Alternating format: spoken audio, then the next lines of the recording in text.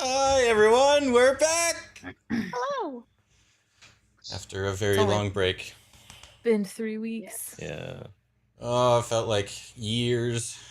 It's been 84 years. Yeah. Yeah. We have a silent Jimmy today. He'll be Yes.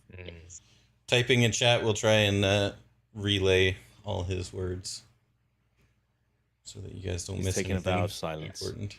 Yeah. Yeah. I Just guess you could recovering, also hey? type in. Well, no, Discord's probably faster if there's a delay. Yeah. There's no And I'm delay not- on text. Oh, I guess for you there would be, yeah. Yeah. So never mind. Just keep up with Discord. For me, there is no delay. Hello. All right. Well, aren't you fancy? Hi, Lystexia. Hi, Cyber. I know, super fancy. So, episode 7. Here we are. 8. Is this? Episode 8? No, it's not 8. Yeah. This is Yeah. 7. This is gotta Yeah, be it is 7. 8. You even put No, it's 8 8. in Oh, your stream title, Dorko. It should be 8. Yeah. I was so when I looked at the I looked at the Lorify thing. When I said that, I looked over and I was like, so episode 7. Yeah, That is what I did when I asked. I'm reading the recap of episode 7. Like, it already happened, man. Clearly, Yeah. it's over here on this page. So episode 8. So episode 8. Uh, It's been a minute. Yeah. Last session, after finding Fiona's father and discovering Francine, her sister, in the encampment just beyond Odell's farm, had some fun confrontations. Arthur used a gun for the first time. Jimmy went had his. perfectly. It went perfectly. Jimmy had his ankle crushed in a martial fight with another agent. Fiona got wrapped up in some static bleed wire. Had some fun figuring out how that device worked. oops. Sorry. And What does this button do? ultimately, after some intense emotional conversation between Fiona and Francine, Francine agreed to go with you.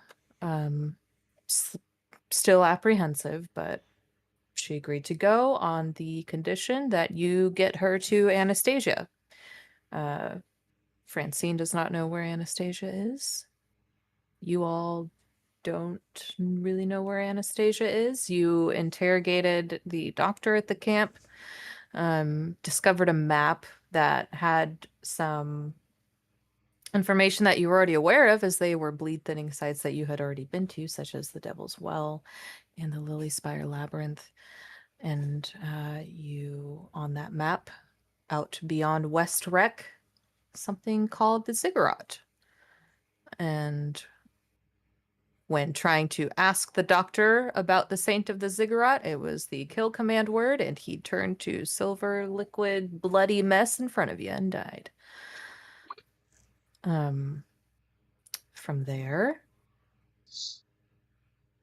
you have the one hostage, the one field agent that did not die or flee in the last confrontation with you, and Artie is going absolutely insane right now. Oh my god. Pretty sure it was this guy. Yeah. I think. Yep. That is the guy that you have with you right now. Let me pull this up. Okay. Last we left. In lieu of a proper name. In lieu of a proper name, I shall be calling him Dennis. Okay, Dennis. He does have a proper name, but I don't remember what that was. Gregor Van. Last we left, Francine came eye to eye with your father, Fiona. and her hair started lighting up and going slightly crazy. And that's where we Yeah. return. Francine stands there with her wild hair, and she turns to look at you, Fiona. Her eyes are very bright blue, electric static kind of in the air around her. She looks at you and whispers and says, "I'm only sorry for you." And you all watch as Fiverr, in the middle of you all, opens his mouth wide, and he unleashes the loudest, highest pitched scream your ears could bear, but just so, and you are all blinded and deafened for a moment. None of you can see or hear through this high-pitched scream, and you all take 1 bleed damage. Fiona, as you are kind of... Go ahead. I have an ability called non-combatant. When I take a mark, if I haven't done any damage, then everyone gets to get a drive back. Okay. So you all take 1 bleed, but you gain 1 drive back thanks to Dr. Quinn. I also get to get a drive back because of my adrenaline rush. Hoo-hoo-hoo. An adrenaline rush it is, Fiona, as you're straining your eyes against electric flashes. You see Francine's hand fall to her side, holding a knife. Bloodied. And as these flashes continue through, you see another flash and then a shape fall to the ground, grabbing at his throat, and you can't understand it at first. Fiverr's scream is getting louder and louder, and through another flash, you realize it is your father laying in the dirt. And I need you to take 2 brain damage. Fiverr continues to reverberate here. Yeah, see? This is what I meant. You're being so nice. And I was like, oh, well. Fiverr is there reverberating with this loud-pitched scream. What would you all like to do? Can I use my let them in? Oh. I assume I'm getting the flashes the same way Fiona is. It's more of So, just flashes of light as trying to strain and see through this blindedness that she saw the knife and then her father fall to the ground. Yeah. Did I see the father fall to the ground? I would say so, sure. I'd like to use the weird ability let them in. Whenever you take 1 or more bleed marks, you also gain additional information about the phenomenon that harmed you. And ask GM 1 question about the source of the bleed. It's not quite exactly as written, but what I'd hope to do is try and emotional damage, and try and ask why are you doing this, but you being the 2 of you, sort of, what's caused this. If that's allowed, I completely understand if that's not, No, I because it's think not as written. that is certainly allowed. And I think the response that you get is an image of what would have been like a baby Fiverr being not taken care of very well by some people, and then baby Fiverr meeting Francine and connecting with Francine. And I think different images play, and what you gather from it is Fiverr isn't doing it. Francine is doing it through Fiverr. I think the first thing Alaric would do is, after covering his ears, would try and find kind of somewhere to, hide from that ear-piercing, blinding phenomenon that's going on there. So, Okay. something close. If the tower is there, or if the house, wherever we're Yeah, you guys kinda kind of close to. followed your path out back past Odell's. There's the grain tower and, you know, the house attached to it. I would say probably the tower's closest. So yeah, It's he'll not. head for that as best he can because being blinded, right? So Yeah, and I think it's kind of probably closer to the worst migraine you've ever felt. And so as you begin to step a little bit further away from Fiverr, it does start to dissipate slightly to where you can kind of make out the shapes. and would I be able to see? Is anyone more affected, or can I see who? If the father drop as I'm kind of making my way out of that zone. Yeah, you see he is alive, but holding onto his neck, his throat, and there's blood coming out of his hands. All right, so at that instant, then Alaric will rush in and try and stop the bleeding and Okay. save his life. Give me... I think this is control. Yeah. Sounds about right. I will add a drive to it. 6 on the drive. Oh, okay. 6 on the drive. As you get closer and, you know, kind of allowing yourself to be affected by Fiverr at this point, you can see a pretty big gash on his throat, not through all the way to the bone. It was pretty fast, but she had some strength on her. And you managed to put some gauze or whatever you might have on you and wrap his throat, and he's somewhat sustained for now, but there's still, it's a pretty nasty wound. Fiona, I will you also pull out that that special Mm. mending kit yeah, and try okay. to apply, you know, knowing that this is a more powerful healing apparatus. Okay. And try and apply that. Okay. You can roll with that item, and depending on your roll, we'll stabilize him or not. Trying to remember what it was that. And I'll take into roll. consideration your last roll, of course. Okay. Can't remember which roll it was. Oh. I should have Focus. that. There you go. Teases of focus. This is pretty chaotic for you, Fiona. You do see Dr. Quinn at your father's side, and Francine is just standing there with the knife. Her hair is still kind of static, floating in the air, and her eyes are still very bright, and Fiverr is still shrieking. She is just standing there. What'd you get, Dr. Quinn?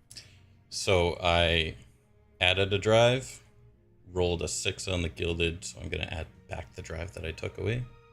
Okay. You So see full Dr. success. Quinn working like it's as if he's been sent back into wartime, and he just focuses. I need to save this man's life. And at this moment, your father is stabilized, but he needs to go to a hospital. What did you do? We have to get out of here. Fiona.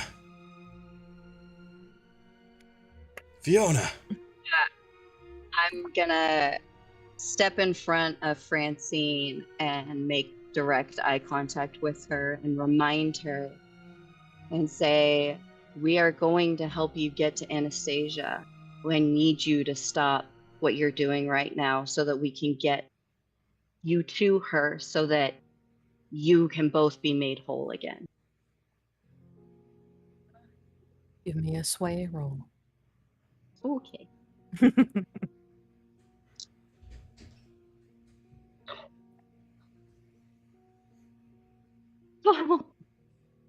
I got a 6 and a 5, and I added a drive, and I also rolled a 1, but I got a 6 and a 5.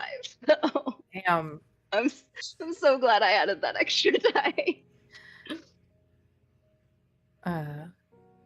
You watch as Francine's hair kind of falls back, and the brightness of her eyes and the shrieking of Fiverr, and the knife she was holding just drops. And barely audible whisper, all she says is, "Okay." She is near catatonic, but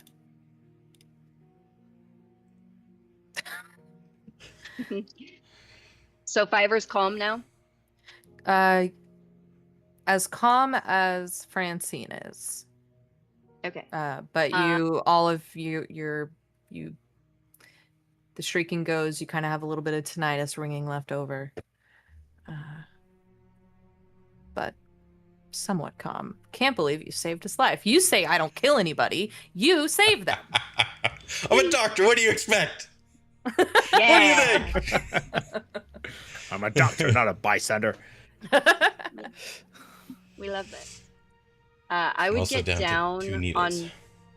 I'm gonna get down on Fiverr's level and try to explain in the best way that I can to this creature that I'm going to carry Francine because she seems weak and kind of dazed. So I'm going to carry her as we leave because. I want you to give me a sense roll first. Yeah, Lacey, I wasn't either. Can do that. Them 6s right out the gate. I've been telling Lacey for the last 2 weeks, like, Fiona's gonna be so mad at me, I'm gonna kill her dad, and like she's gonna hate me forever. In the first 5 minutes. Yeah. Right? What'd you I get? rolled a 5. A 5. A 5. Okay. Because this creature's language kind of really only exists through bleed, how do you try to explain it to him? Ooh. I feel like I would sense, because he is so like entrenched in it, and from my scar and the damage that I took from that, and I've taken quite a bit of damage, in the last 5 seconds. I would try to focus it through my scar that I've taken, like maybe touch my throat while I'm like trying to communicate to him, and like just Okay. Yeah, you kind of touch your throat, reach out a hand, glance over, and see Dr. Quinn tending to your father's throat. And all of it comes together into an image for Fiverr to attempt to understand. But I would also like a sway roll from you for Fiverr. I'm so glad I added to sway. I know you said that, and I was like, that's good. I was like, I have a gut feeling. I'm gonna need it. Oh, I got a 4. Okay. You watch as Fiverr kind of looks, again, doesn't have eyes, but turns its head up towards Francine and then back, and it closes his mouth entirely and gets down real low. Kind of like an animal waiting, expecting to be pet. And just kind of sits back up, shakes his weird little legs, and just sits. And you take that as a good sign. Okay. I really want to pet him, but last time I touched him, he got hurt. So like, I don't want to. I want to, but I can't. Will very tenderly and gently pick up Francine. Okay. She is like dead weight. She lets you do it. She's thin and frail too, so she's actually not quite that heavy.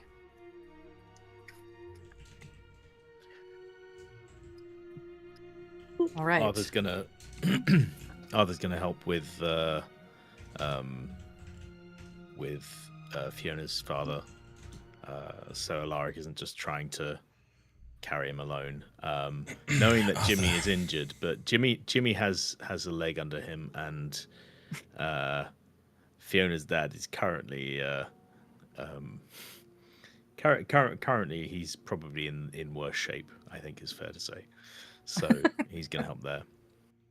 Grab his legs and sort of two-man hoik him out. Okay. All right. Where are we going? Jimmy's got the agent with his hobbled leg. Jimmy's just straggling the agent along. Quite Just keeps zapping the him. sight that walks back into town. Fiona would also say a very heartfelt thank you to Alaric. Just doing my job. I don't want anyone to die.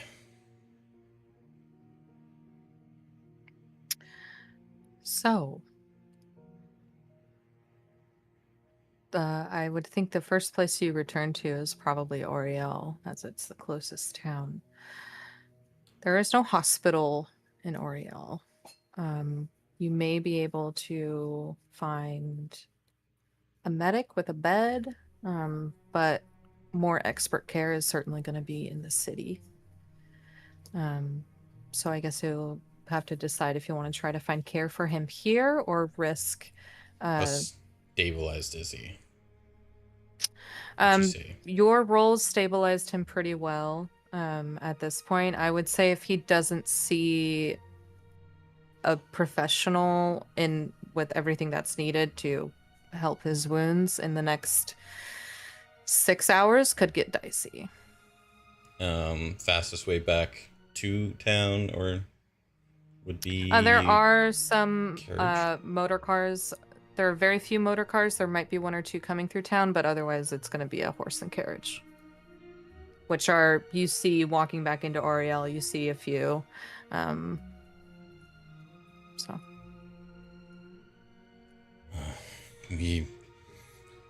don't think this town will be good enough to treat your father. We're gonna have to get back quite quickly. Would we be able to find maybe a cart or something we could use to transport him so we're not trying to haul him on foot? you see that there's a horse and carriage and a couple that Okay. will take people to and from different areas outside of New Fair. Okay. That's the most immediate mode of transportation that you see here. So, I suppose with that, if there's already chill. Sorry. There's nothing else you He's want to do. mad that you hurt my dad. You want to do in Tottergrass. I'd say it's easy enough to flag a driver, get your father in the carriage. We'll try our best to make it back as fast as possible. You see an old gruff man sitting up there. He looks down, sees the mess. The question is, what are we doing with Fiverr? I feel like he has to come with us, guys, because he's intrinsically attached to Francine, and I feel like letting him loose would be catastrophic for everybody else, and probably also Francine, since she's already kind of in a bad way. I feel like he has to come with us in some way.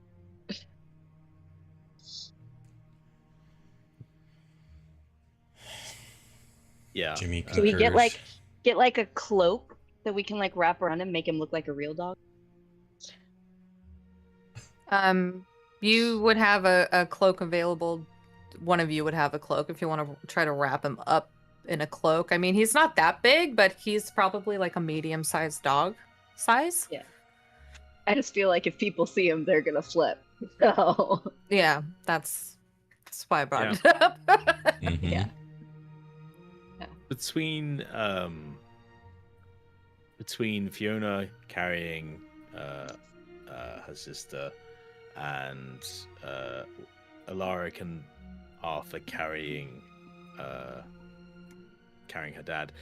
There's only one person left to carry Fiverr if we're doing it that way, like wrap him up in a blanket and carry him like he's a injured Labrador. And that's going to be Jimmy, who's already hobbling. And shuffling along an agent. And shuffling along an agent, yeah. So you guys return to Oriel and just kind of set where you are. It's not a big town. You have a crossroads. I'd say right now you're on the outskirts of town. You know, I forgot the shop's name. The guy that you met originally to end up meeting Fiona's father, you know his shop is there. You see a couple other general little market stores. You see a post, and you see a carriage, little horse and buggy thing right there, with just that gentleman in it. Looks to be somebody that you would pay to transport you. Other than that, you know that a few motor cars go through this town, but it's hard to say when they might show up. So if you want to take a moment to disguise Fiverr, decide what you're going to say to the driver, you may do so. There's also quite a few of us. Yes. Mm-hmm. So, how big is the? Because a motor car wouldn't carry all of us. No, probably not. So we'd look. A couple people would have to get nice and cozy with the driver up there. The prisoner in Fiverr, obviously.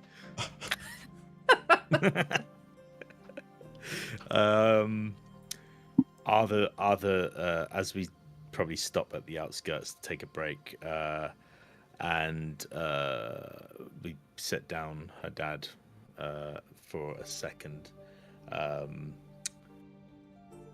Arthur's going to take off his coat and convey through the bleed to Fiverr using speak their language, which is you can speak the supernatural language of any phenomenon you encounter, describe what strange and terrifying way you communicate to each other. He's going to start a game of peekaboo with Fiverr to convey the concept of it's time to hide, and he's going to then provide his coat and drape it around him and then close his eyes and then make, give him an image of hiding from everyone in the coat, so that he'll be safe. Okay. I love this so much. I will take a sense roll on top of that. Sense roll on top. I'm going to add a I'm gonna try drive. to show him an image.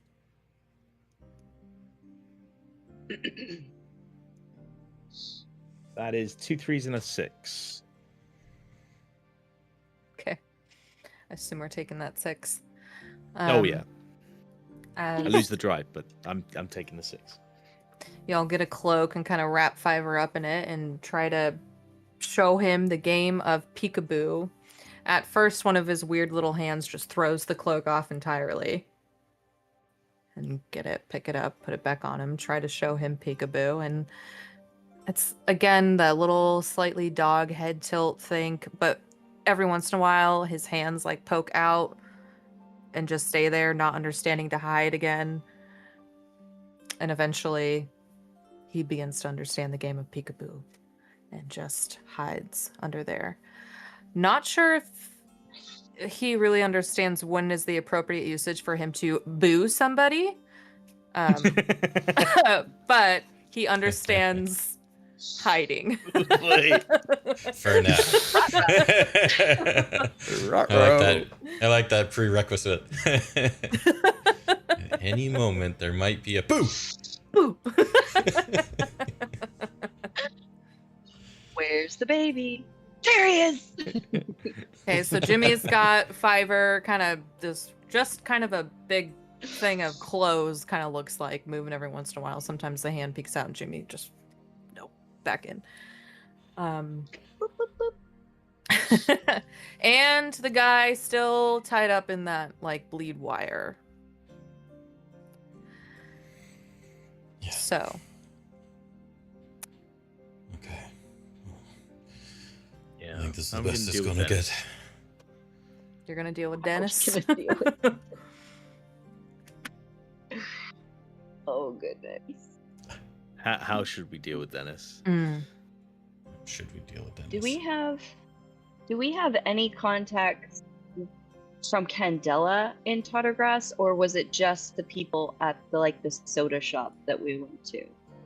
Give me a focus roll. Wait.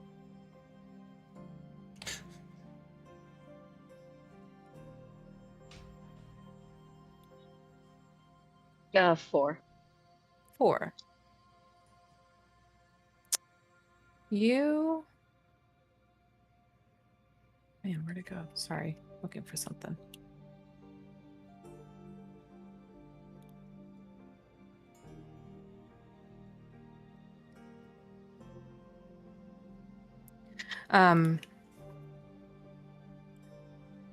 There is somebody named... Where did she go? I lost her name. You do recall one contact that may be out here. And... Oh, because I have it. Sorry. For some reason, that session when you guys first came to Tottergrass, I set my notes up differently for some silly reason. I don't know why I do that. Things new. Just trying new things.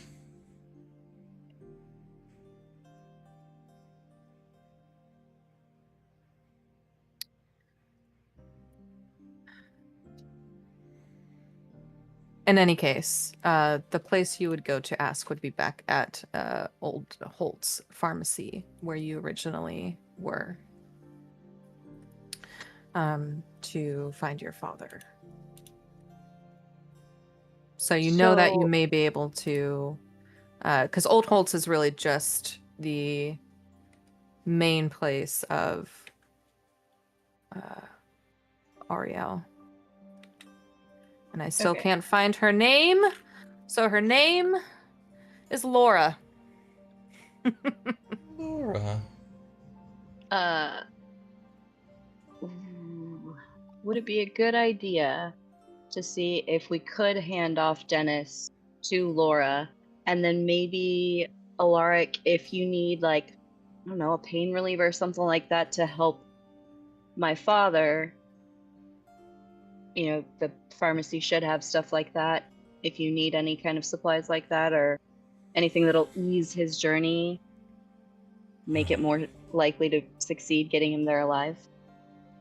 We definitely can try. But we don't want to take too long. Yeah. Oh, and Just be- poor Jimmy, his poor foot. I just Correction become is what- careful about, saying painkillers to ease his journey. Yeah, Definitely has different connotations Yes. than get him to the hospital alive. Correct.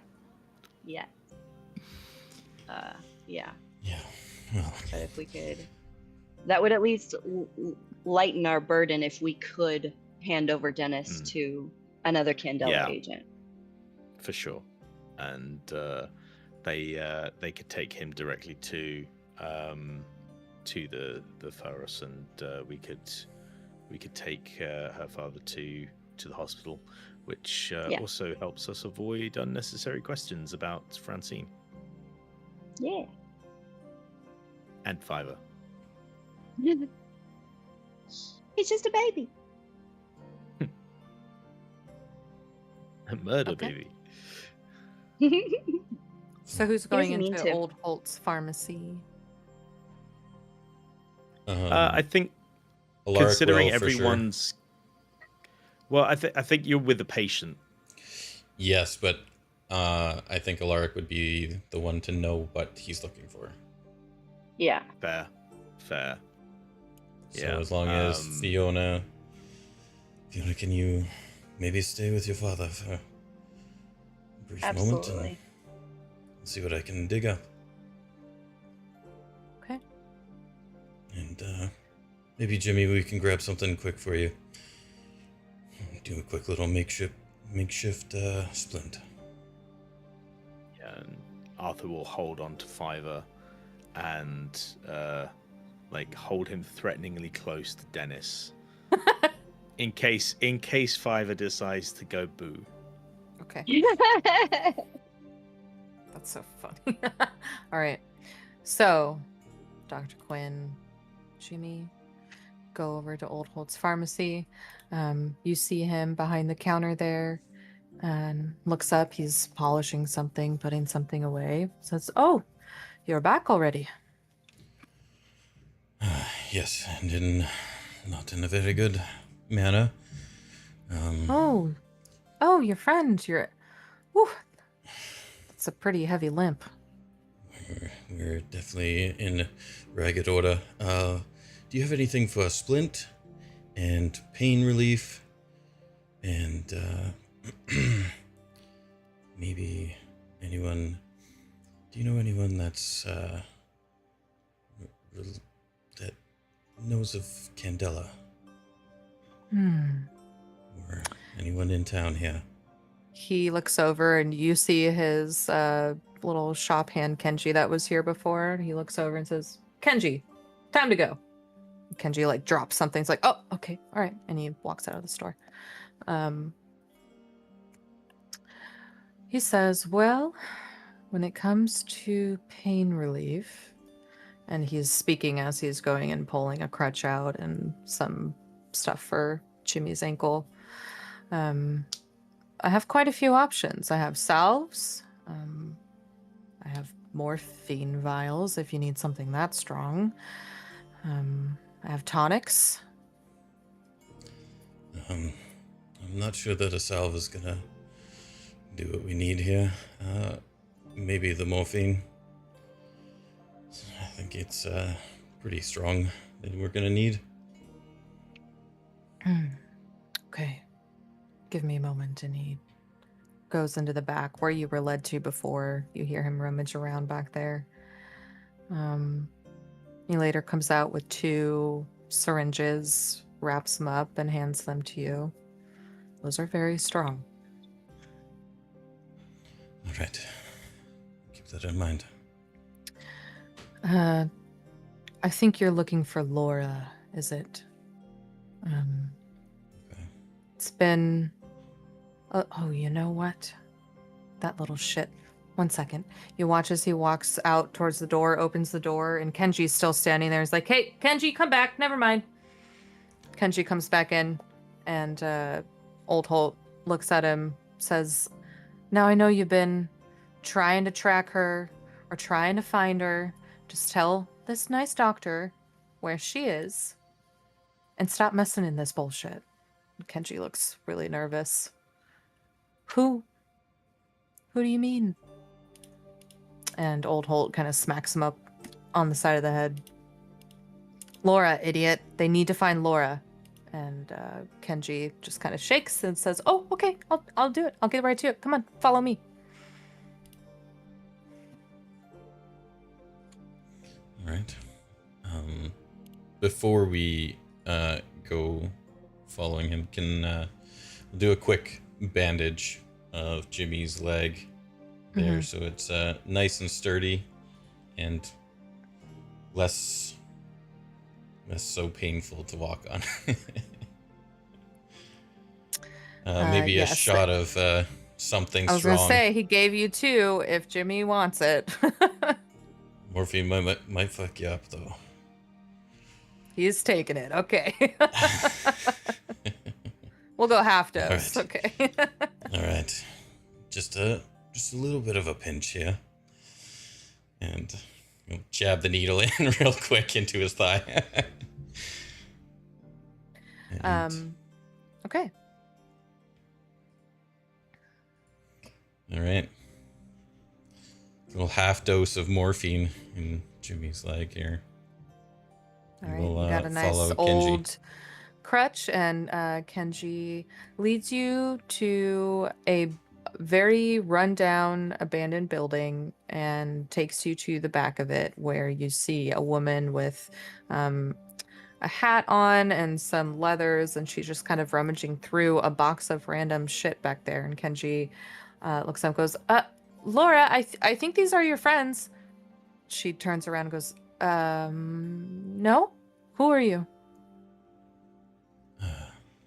Sorry to barge in.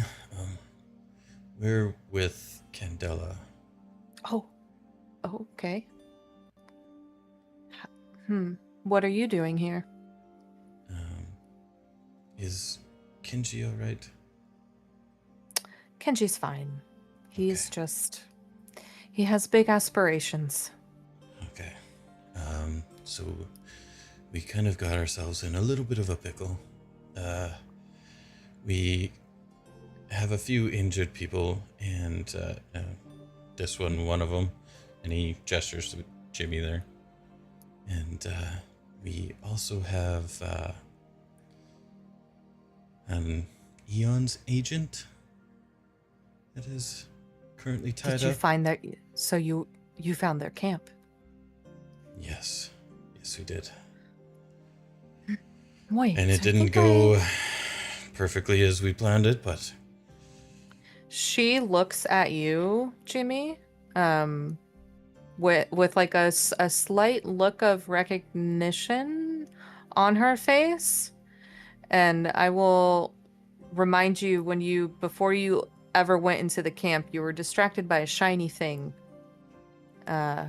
And it was actually her there, but she left. So she's got this flash of recognition, like, I think, I could have been there. I should have been there. I could have helped. Well, I've been trying to figure out what they've been doing here for months now at this point, but it seems you got there. Well, there were more of you. I'm a solo agent, so. Yeah, well, more or less we kind of stumbled onto it. But yeah, as I was mentioning, we have one of them captured, and we don't have enough hands, and we really need to get one of the injured back to town. So, Okay. would it be possible for you to take the agent? I think I can hold him for a minute. And she like opens the door to like a storm cellar with a padlock on it. And I have some people I can call. I can at least store him for now. Where's the rest of your circle? We're just hiding out, kind of behind the carriage storehouse. Okay. So. Well, all right. Yeah, this will If you do. can follow us back. Sure. All right.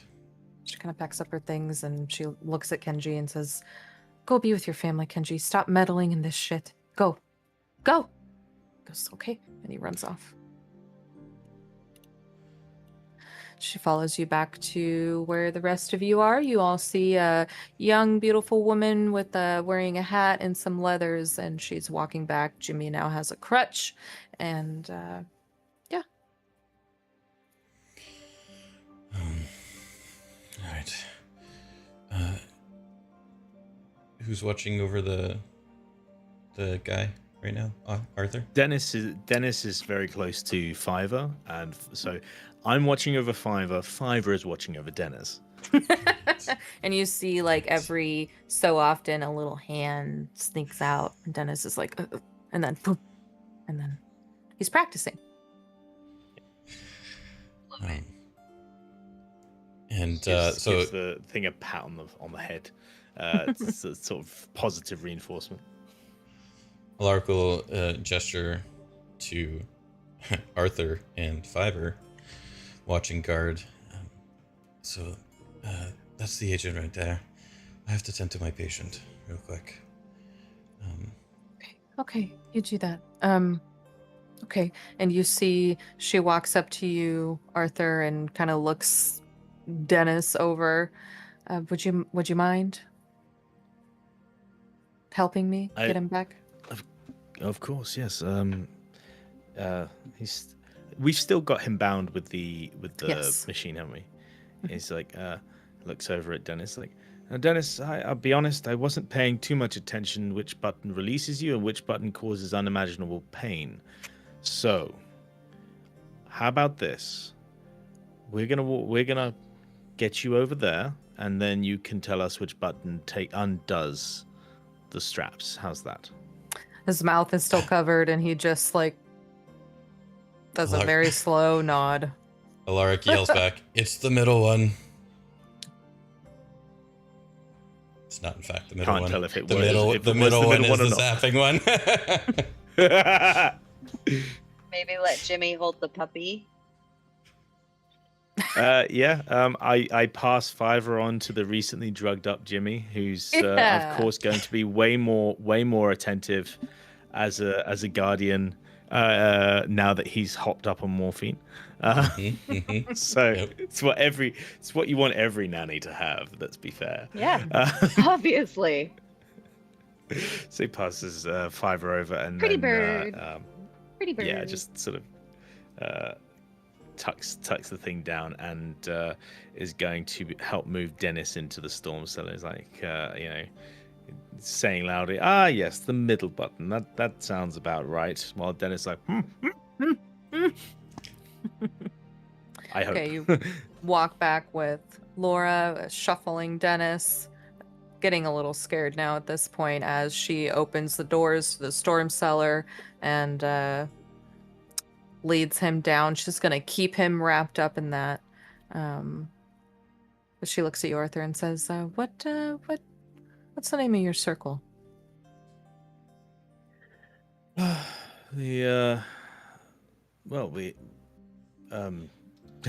Brain fart, blood and burden. Arthur turns and it's the circle of blood and burden. And why is the Circle of Blood and Burden so interested in what Eons is doing? Well, we've been on the trail of some missing kids, and Eons seems to be involved, and we've managed to save some and not save some others, and this is the latest lead we have on trying to end it. Did you stop what they were doing in the forest? Fairly effectively. Okay. See, in his mind, he has a bit of a sort of PTSD flashback to a dude like dissolving in front of him. All right, well, at least somebody did. I will reach out to your Lightkeeper about good old Dennis here, and she kind of zaps him. And best of luck on your journeys. Can I do a read roll on her? Yeah, Or, go for it. Can I looking for any signs that she's not who she says she is? We've not actually met Laura before, so I'm. That's correct. Yeah. So let me just. Oh, where's my character sheet gone? There we are. So yeah, read roll and it's gilded. That's a 5 A 5. on the gilded. You get the sense that first, you're not 100% certain if she is Candela. She speaks like she knows Candela. And it is strange for a Candela agent to be working solo. But she does seem relieved that you stopped them in the forest.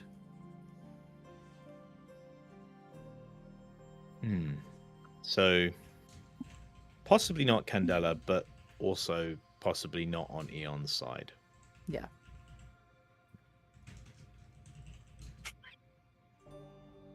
Can I read Dennis? Is he Okay. relieved or is he scared? Give me a read roll on Dennis. It's a 2 and a 5, so I'm taking the 5. A 5. Yeah. He reacted to the zap in pain. Now he's looking a little confused, I think, is what you're picking up from him. But you don't see a look of recognition between the two of them.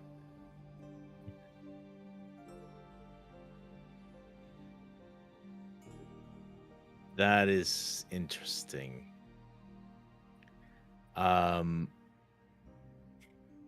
He's so you work. Have you known? Have you worked with Candela long? We've not actually met.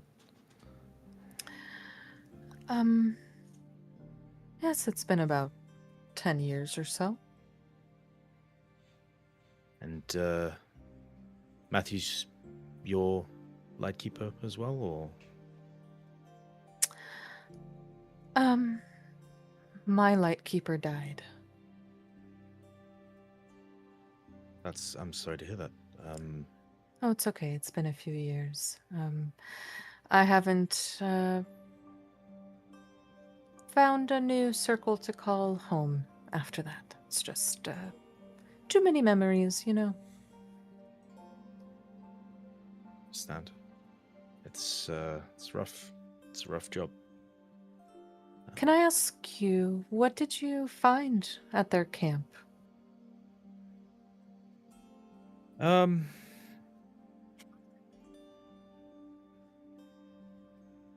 strange equipment and Did you find a map? Lacey, can't read that and not say it.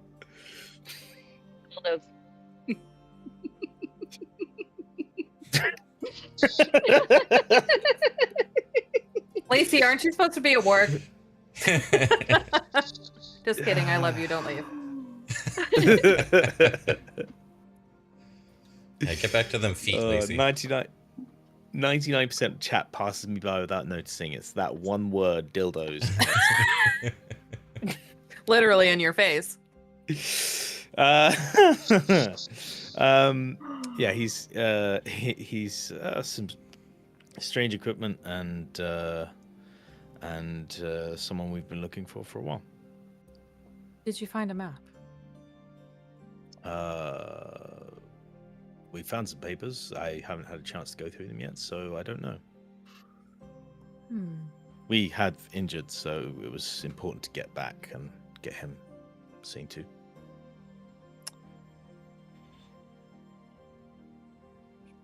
Well,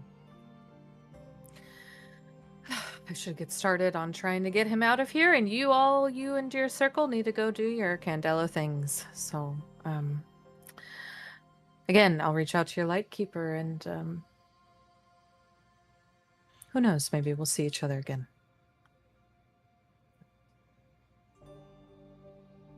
How does one reach out to the Lightkeepers when you don't have a circle to go through? Well, my old chapter house still exists, and I'm sure they'd be willing to help. That's about the only lead I got. So, you're not currently a Candela agent, then? I don't know if one ever truly stops being a Candela agent once they're in this line of work. That's fair.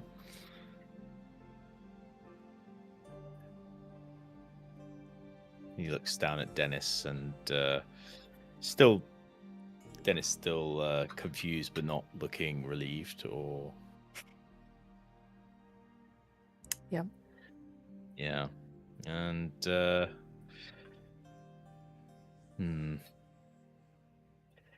Arthur is going to not... He's not in a position to make a fight out of this if she is lying to him, and he's not entirely sure, what an ex-Candela agent becomes when they lose their circle. So he's going to right then, well, behave yourself, Dennis, and hopefully we'll see each other soon. And he's going to sort of back out the door and towards the others. Can you give me a... What do I want? I'd like to remind you, I have premonitions now, if that helps. This is true. This is more of...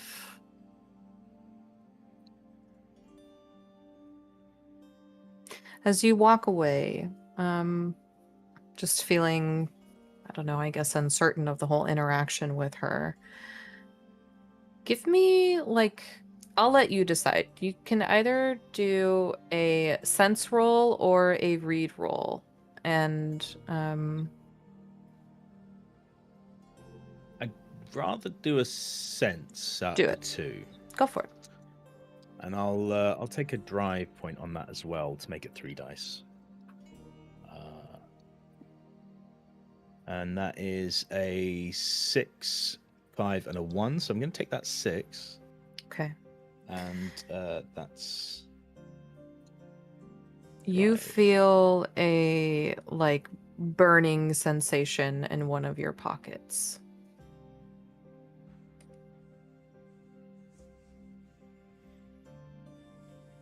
I'm going to put in my pocket, was it? I don't have a coin, do I? I have my watch, and I have my ward, the eye. Mm-hmm. Is it the pocket with the... Oh, is it the pocket with the key? No, the pocket with the eye? The key's around your neck, isn't it? Yeah, the key's around my neck. Sorry, yeah, I meant the ward. I would say this is... You're sensing this in a pocket that you know is empty.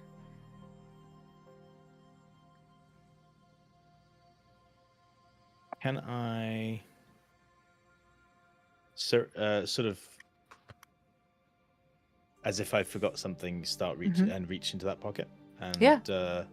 You do so, and as you're walking back to everybody, you pull out a paper in your pocket that you did not put there. And this paper has a question on it.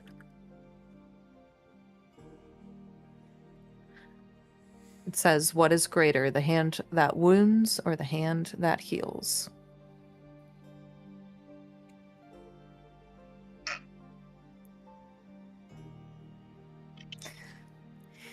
He's looking at this, and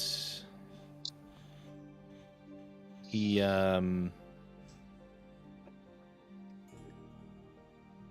not sure if this is the right thing to do, but he's going to whip out a pen and circle the hand that heals. Okay, you take out a pen and circle the hand that heals, and the paper disintegrates. And you are just left with that experience as you walk back to your group. Am I able to get anything from the bleed about where that came from? I didn't take a bleed point, so I can't let them in. But is there any? Can I sense where it might have come from? It's I'll obviously allow- using the bleed of some kind. I'll allow one more sense roll. That's 2 3s. 2 3s. This is ominous and slightly ambiguous and confusing as to why it would show up in your pocket after just having a conversation with someone. Whether or not it came from her, you're not sure. Yeah. Could be Dennis reaching out for help. Who knows? Dennis is nuts. With that being unable to sort of determine that, he's going to return to the group and yeah, so she's going to look after Dennis, and she is going to apparently she's going to reach out to our Lightkeeper. But I don't think she's active, Candela, and I'm not sure exactly what she was doing here.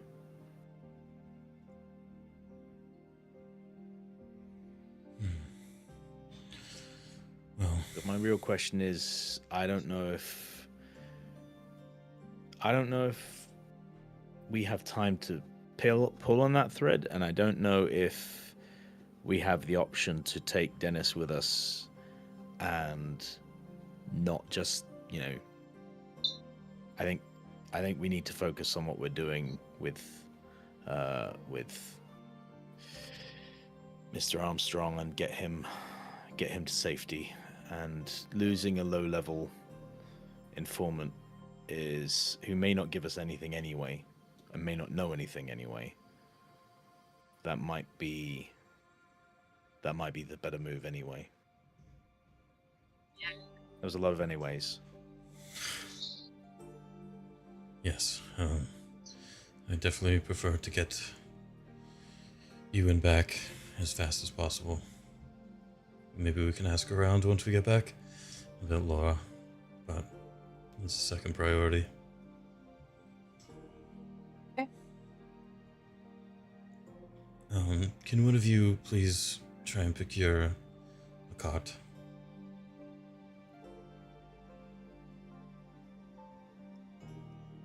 There is one carriage and horse with the gentleman sitting on it. Doesn't appear to have any trips at the moment.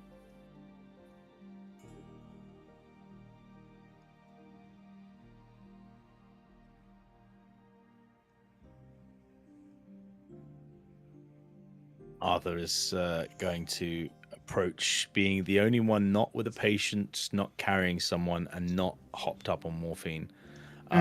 He's going to approach and I suppose I could convince you to help us get back to the city as quickly as possible. We've got an injured man here, and he needs to get to hospital. Injured man, you say? How injured are we talking?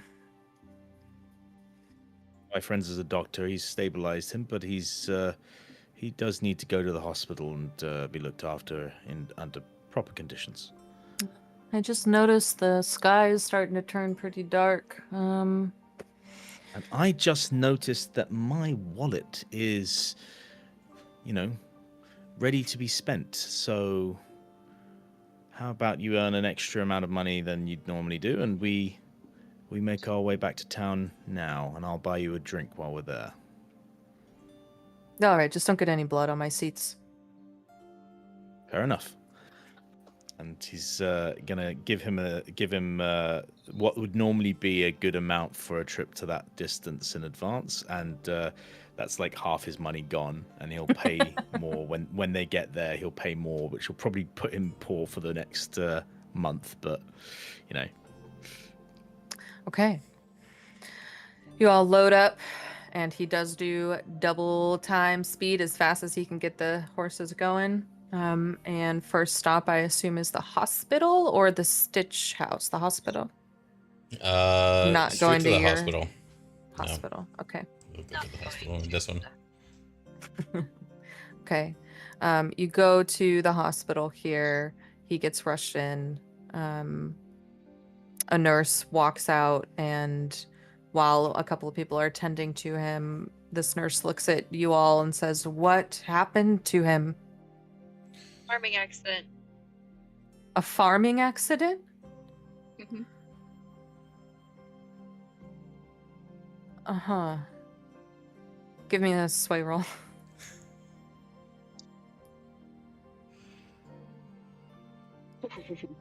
A 6 and a 2. I'll take the 6. Okay. It is busy here in the emergency room of the hospital. This nurse has no time to play games with you and is more interested in saving his life, so they take him back. But look at you, Fiona, as you're the one who spoke up and says, "Who do we call regarding him?" Me. Okay. Exchange information, how you can potentially be reached. From here, are we going back to the chapter house?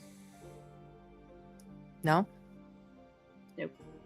I don't think We can't. Francine should be anywhere near anything like that right now. I don't think taking her or Fiverr to the chapter house would end with either of them not ending up in the fourth Pharos. So Correct. yeah. And I don't want her to feel any sense of betrayal toward me. Okay. So where are we taking her? Alaric, do you have any space in the Stitch House that would be discreet and quiet that we could possibly... There's always a place discreet at the Stitch House. Yay. I think that's our best option at this point. Okay. To the Stitch House. Arthur would normally volunteer his place, but I don't think it's a good idea to move her to a place that he's pretty sure is on the map. Very heavily invested with bleed all over the mansion. Yeah. Okay. Yeah. We take Francine and Fiverr back to the Stitch House. Dr. Quinn, you walk in and see a mess. It's a mess in here.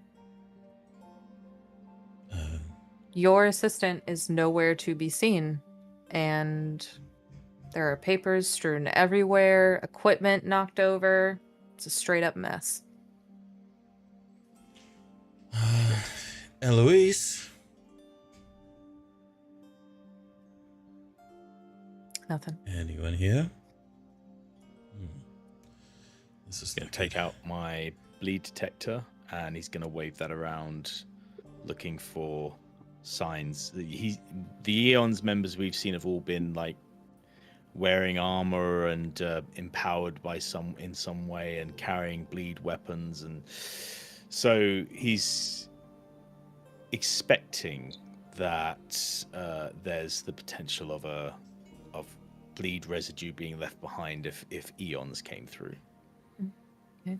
You take out your bleed. Go ahead. Does it look like it's ransacked? Like, yes. like they were First looking glance, for something? you've certainly seen what that looks like enough to know that this wasn't just like she knocked something over and didn't clean it up. You pull out your bleed detector, Arthur, and you see on the little front reception desk area where she normally sits is like a trail of bleed on her desk, and then footsteps that lead back into where Dr. Quinn's operating room is. Arthur's going to take out the gun and going to move through following that, and just sort of give a small whistle to Alaric and Jimmy, and sort of gesture for Fiona to stay with Francine, but whistle to them to show them that he's following a trail, and he's going to follow the trail into towards the operating room, and see if he can peek through the window. Yeah. Give me a little survey. And I assume Jimmy might be able to help me with this. Yeah, Jimmy, go ahead and give me a survey, because we know that's your deal. He's certainly better than mine, and he did pull out his gun and is coming with me. So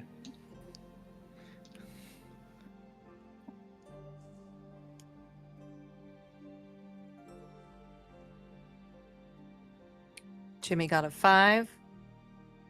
All right.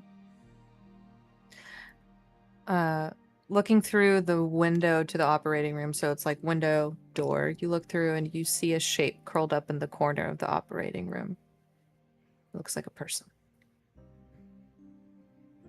It looks like a young girl.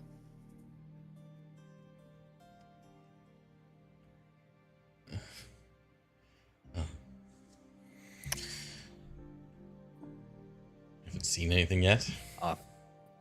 Arthur is. Does Arthur see this as well, or? Yes.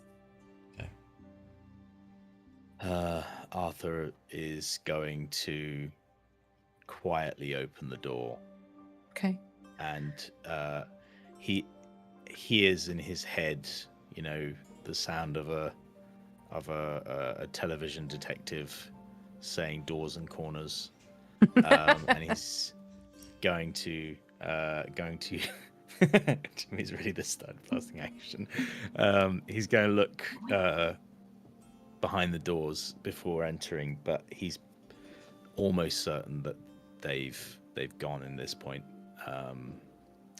But he's still going to check before heading over to the body.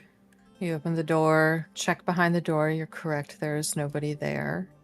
And in the corner of the room, you move over, and Eloise is there with her legs up. She is rocking back and forth. She is alive, but she's scared.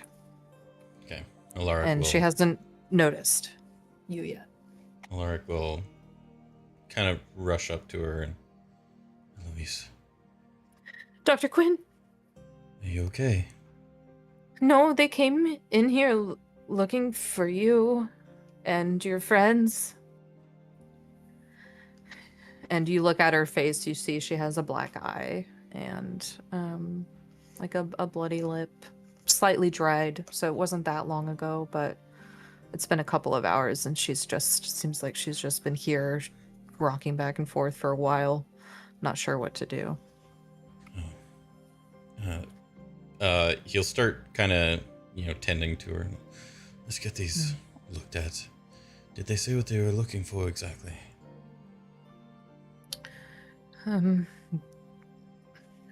Wanted to know where you were.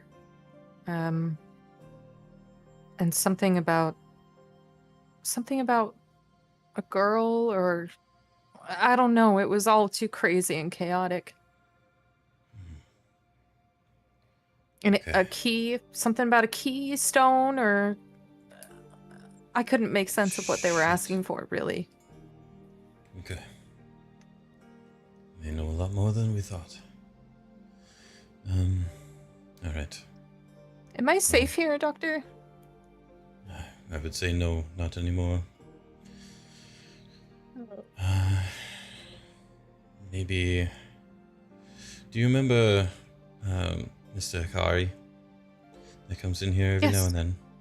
Xander, yeah. Yeah. Do you think you could maybe get a hold of him? And see if he can get a Yeah. place for you safe to stay? Okay. Xander. Okay, I can do Xander. Ow! She, touches her head. They didn't beat me up that bad, but they just really scared me. Yeah. I'm glad that it wasn't worse. I'm glad you're safe. If they only did that to me looking for you, I think they're trying to kill you, Dr. Quinn. That much I know, dear. Yeah. It's, not all of us got out unscathed. Okay, I'll try to reach. Hopefully we get Xander. through this. Hopefully we get through this very quickly. We can get back to it. Okay. I'll find Xander. I don't think they found what they were looking for, because I don't think you had it, but they just made a mess of the place. And I'm going to have to be the one to clean it up, because you're always busy. And that's fine. That's fine. Well, you didn't manage to find any help at the local hospital, did you?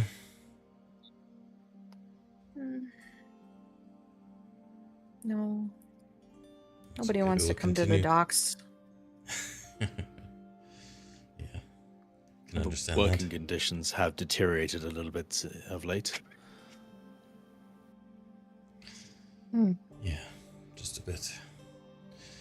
Well, we'll get it all fixed up. Don't you worry. Okay, You doctor. just stay safe. Okay. She kind of stands up and tries to she's got blood and just mess, and she walks over to a table and neats up some papers and files them away before she walks out and goes to find Xander. Well, I don't know how safe this place is gonna be now. I think probably not at all is the most likely answer.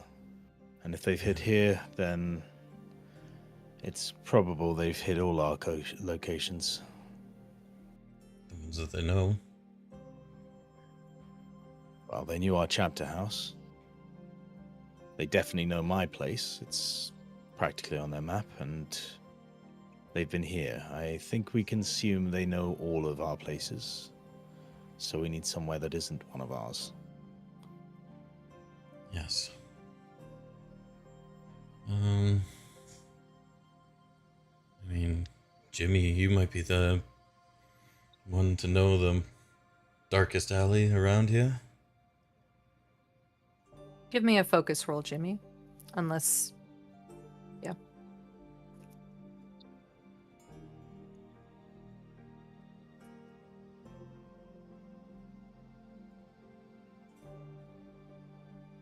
Three. Jimmy, you think... Police headquarters probably isn't going to be the place. You don't know of any place, but you do know a person. You could reach out to Farah.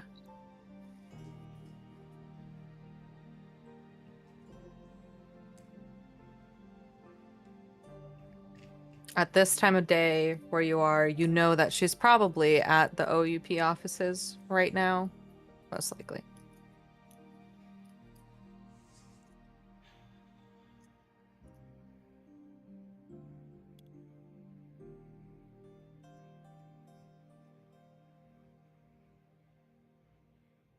Poor silent detective must type his way through.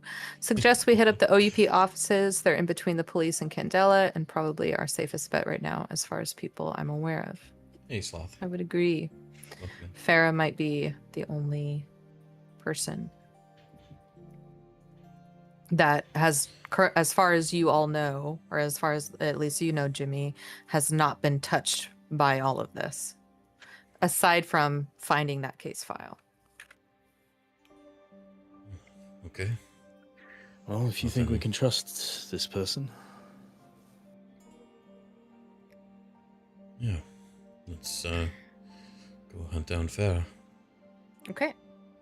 We'll make quick work of getting over there. You all arrive at the OUP headquarters.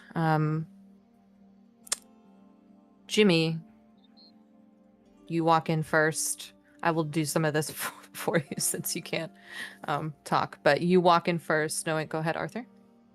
Sorry to interrupt. No, you're fine. Would bringing Francine and Fiverr here be the right move?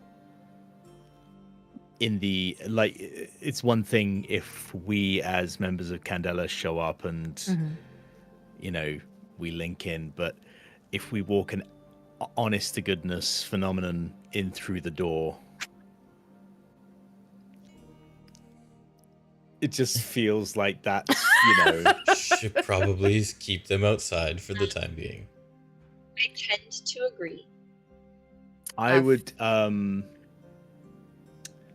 Arthur doesn't have a lot of experience with a lot of things, but he's gonna have an idea that is a bad move. That we should still link in with these people, but we shouldn't bring Francine and Fiverr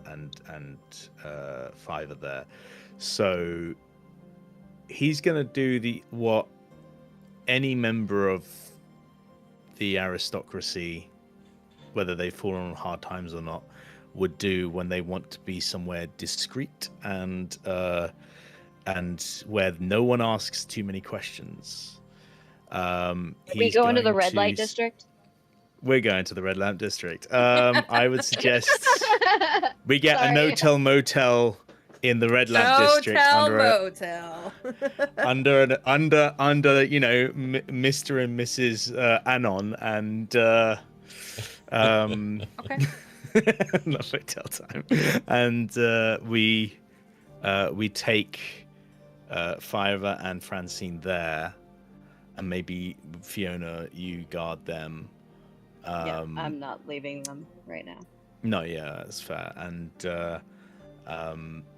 obviously Jimmy would need to be there because it's his contact.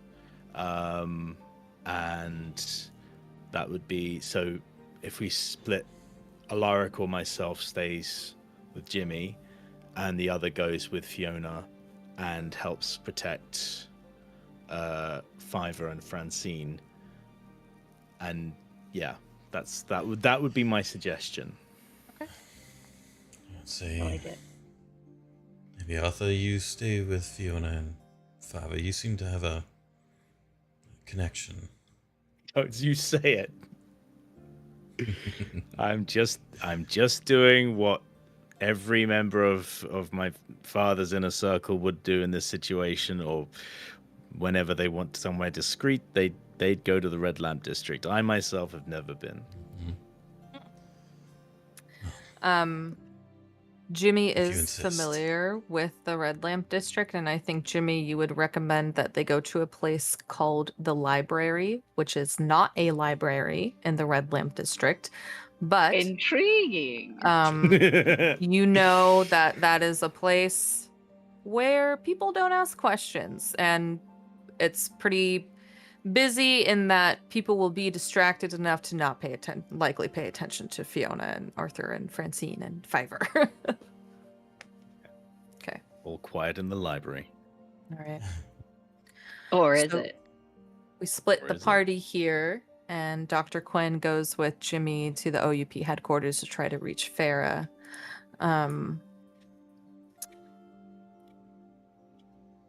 Fiona and Arthur, you head to the library, which, based off Jimmy's direction, you find yourself there, and it appears to be kind of like a overall somewhat party space, but there are some areas of this building that appear to have rooms attached to them, and there is a front desk, and then there's some type of burlesque show happening somewhere else, and then there's a couple stories more of this building.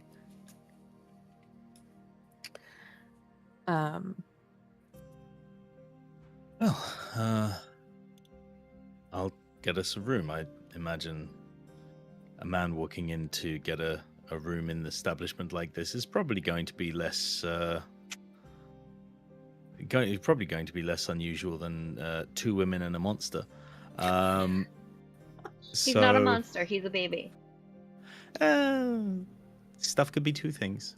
As you say, he's a baby. He peeks his head out from the coat and then puts his head back in.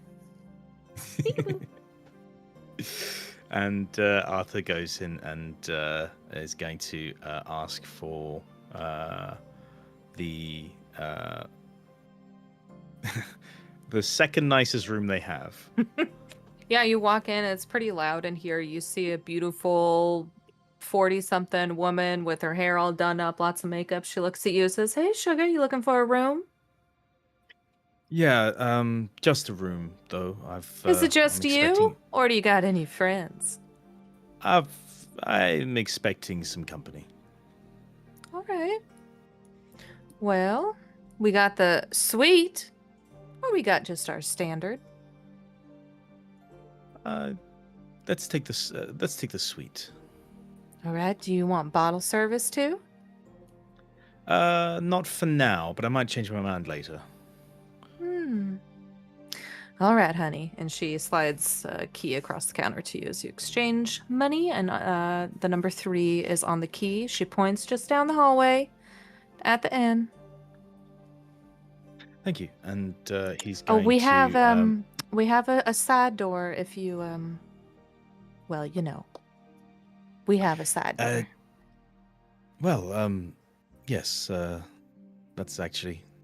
That's very considerate of you. Thank you. I can just read people sometimes, you know. Well, I mean, you must meet a lot of them as a librarian. He's he heads down, thanks her, and is going to, and leaves a bit of extra money on the table, which is consequently like the last of his money, and he's going to head down and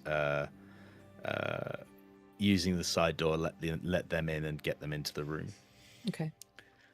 All right. You find yourselves in a room, a large room with a heart-shaped bed in the center, but It has a nice bathroom, nice ensuite. You got some beverages and things laid out in there already. The bathroom is very clean, very tidy. But are there mirrors on the roof? And there are mirrors on the ceiling. Yes. Fiona, I take you to all the Classy. fanciest places. You do spoil me.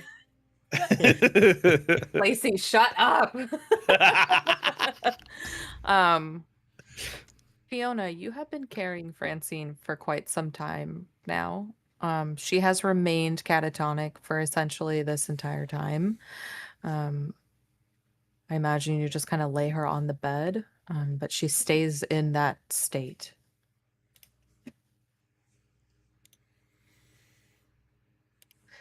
Don't change my music like that. Sorry. Was Arthur still carrying Fiverr? I think at this point probably sets them down and Fiverr kind of crawls out and is up, probably kind of inspecting Francine at this point. Yeah. I would like pat the bed and be like, "Come on, buddy." Yeah. Arthur is going to, because he's connected with Fiverr several times. He's going to do the same again, and just sort of relay an image of Fiverr sort of curling into Francine in a like a cat would, or like a dog that's wants to be close to their owner, and just sort of giving him the idea that Arthur would like him to look after Francine. Okay. I don't think a roller is required for this because Fiverr is already kind of attuned that way to Francine, but it does help him understand how this is different from where they have been, I think, for the last over 2 decades. Fiverr kind of gets up on the bed and like nudges at Francine's hand. It doesn't move. And for the first time you hear like not a baby's voice or a high-pitched scream, you just hear like a little like whimper and kind of finds itself curling up next to Francine. Unfortunately, Francine does remain catatonic, but safe for the time being, it seems. And we'll move over to Dr. Quinn and Jimmy over at the OUP offices. Jimmy, you walk in to where you know Farah's desk to be. A couple people pass you, say, "Hey, Jimmy, what's up?" And you grunt at them. Make a give motion a to the wave. bummed leg. Yeah. Ugh.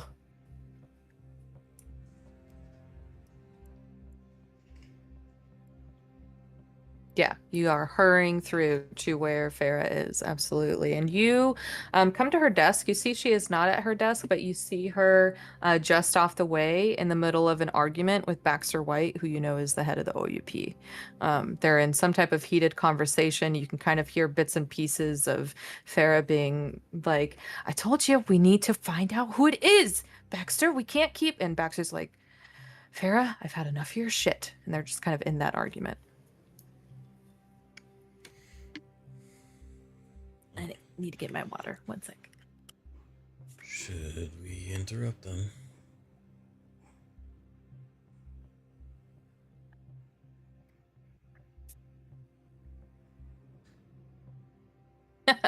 Sure. Give me... They're in the middle of a conversation. You kind of know could stand behind like a pillar maybe, but give me a hide roll anyway. I imagine Dr. Quinn has one of those like visitors badges on, is just kind of like standing there. Yeah, exactly. 6. Okay. You push up against a pillar behind and you hear Farah trying to convince Baxter White to give her access to more classified files. She has been trying to convince him that it's a real problem and there is some big conspiracy in the OUP, but he is not hearing any of it.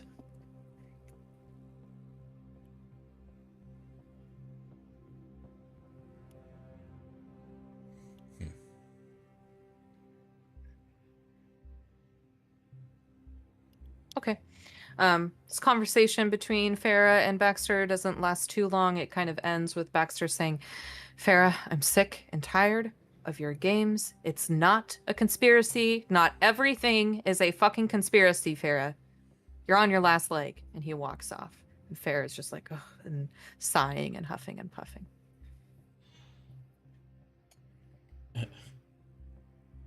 Everything's a conspiracy. This is my friend Dr. Quinn, and he's going to do all the talking for me. Yeah, exactly. Oh, poor Jimmy took a punch to the throat. Now he's having troubles talking.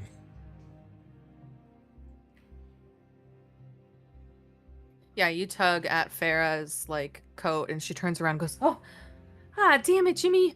Holy shit, Jimmy! Where have you been?" You Thanks, guys Arthur. get into conversation about where you've been, and I would imagine bring up the file that she showed you. I'm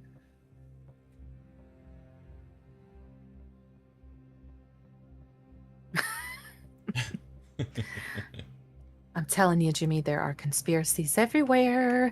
There's something fucking freaky happening here, and I know that old fucking fart knows something about it, and he's not giving it up. I've been trying to find more files like the one that I showed you before, but somehow that one vanished along with that entire fucking closet. It's empty.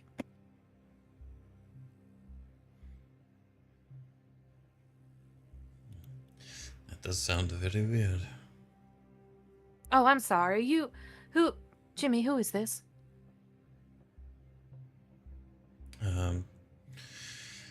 Alaric Quinn. Dr. Quinn. Oh, So, a doctor. A doctor, Jimmy. Doctor might be good for me. Anyway, well, what can I do you for? Brooklyn, Southern, no accent. It's all over the place.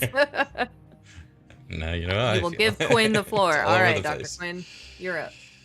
All right, well, we're in a bit of a conundrum, and we need a very discreet and very safe place for a young lady to hide out for the time being. Yeah, We do some investigating. Jimmy, what the heck you been getting into? Okay. Well, there's always my house. I wouldn't suggest getting anywhere close to your personal. Oh, okay. Well, then there's a safe house. Haven't had to use that in a long time. Safe house sounds safe. So far, anyway. But not even fucking Baxter White knows about that shit. So it's all mine, and I've been slowly trying to prep for what I think is this moment right now. Jimmy, you're telling me that you've been investigating conspiracies, and I know that there's been a fucking conspiracy here. So it is an old cottage just outside of town.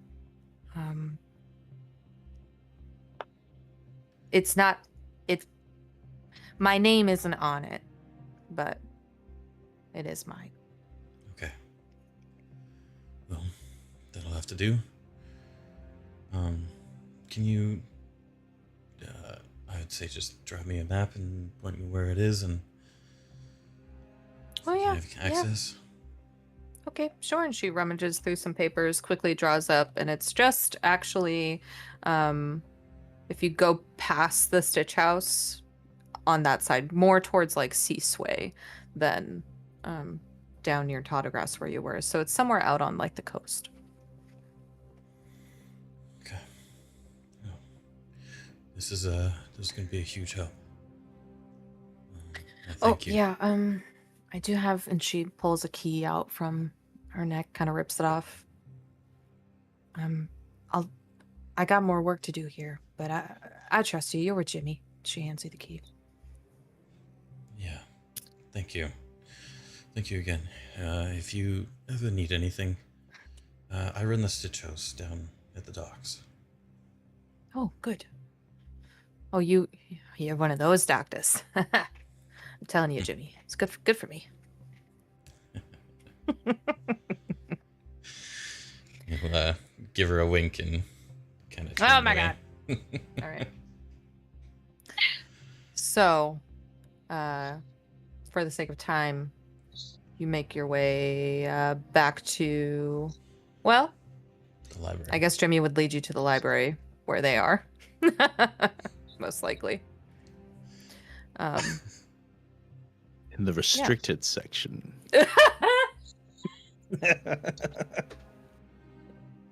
Oh no. Invisibility cloak time. Oh my word. But yeah, I'll say you guys have reconvened either in the restricted section of the library or in the room itself. You find each other and can make your game plan. Yeah. Just picturing the poor woman at the desk watching as I've taken 2 women and a bundle in a coat in there to be joined by 2 other men. 2 more men. Just looking at Now it's a party.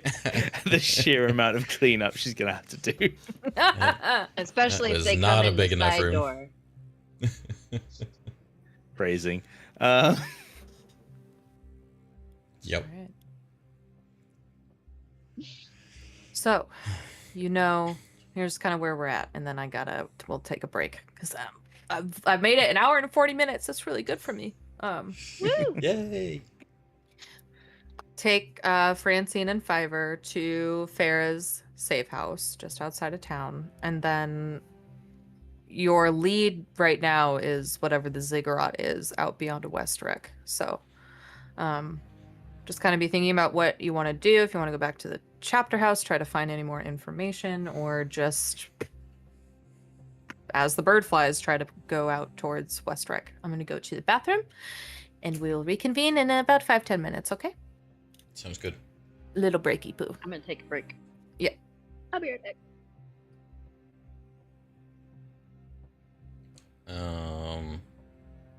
I don't know.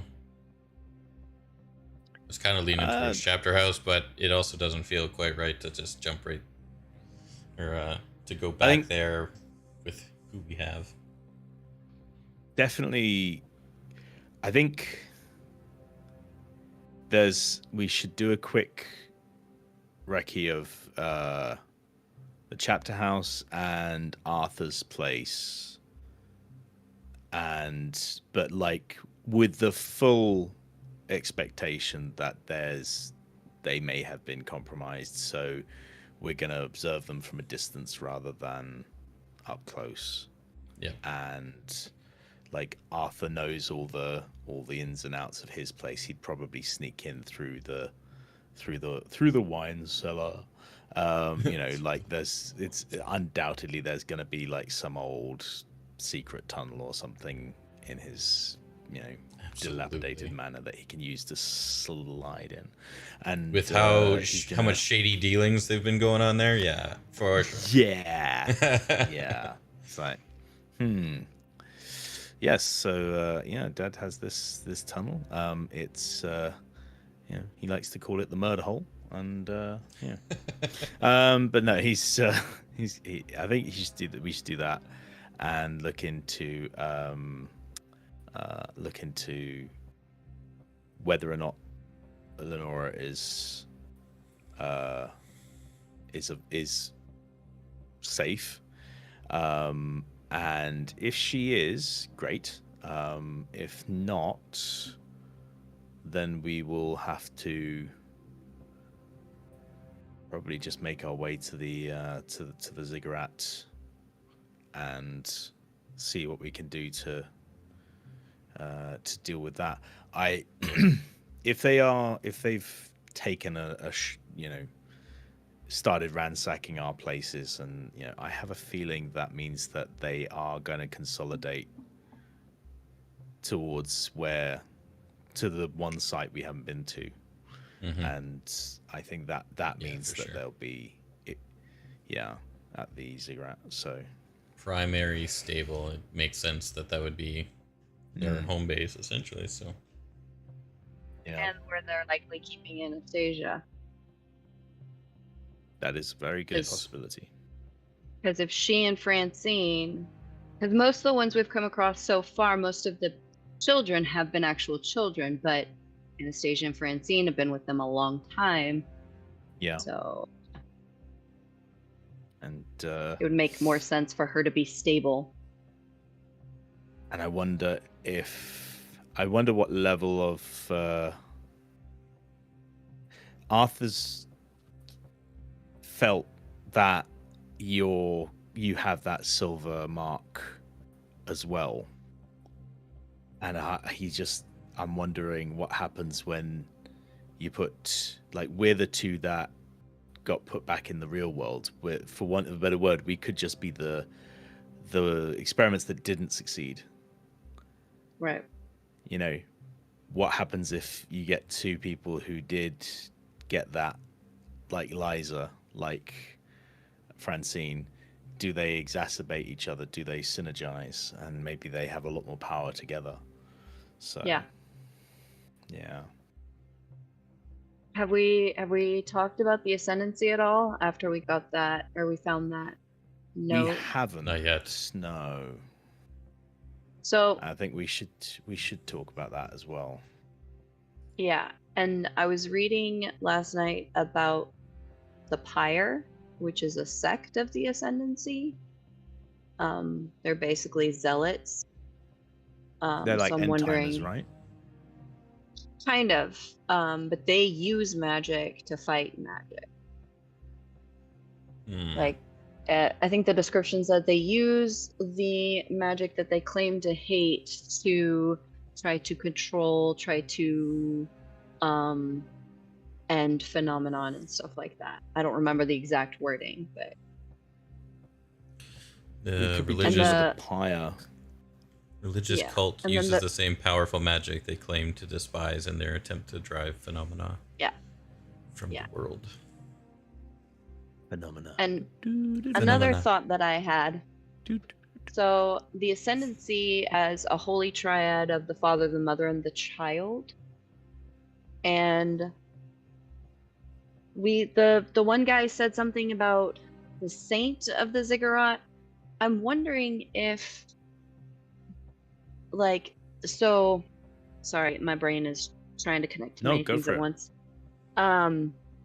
So I think one of the reasons, like, whoever is behind all of this is targeting children is because maybe they're easier to manipulate and train, mold into this. But if the ascendancy is involved, does their holy triad child come into play? And maybe that's part of the reason they start with children, because that's a part of their holy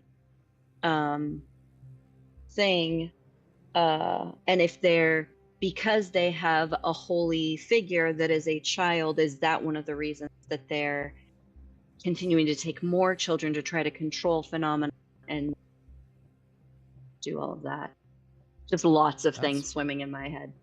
Possible, yeah. I am just scrolling through. The mother becomes the we? frame, the child becomes the lens. Yep. The echoes between them shape the pattern. The boundary is drawn where emotion frays. The trigger must be precise. What's buried is summoned, raw and unfiltered. That's what I originally got from the ritual document in the box in the warehouse. But the mother becomes the frame.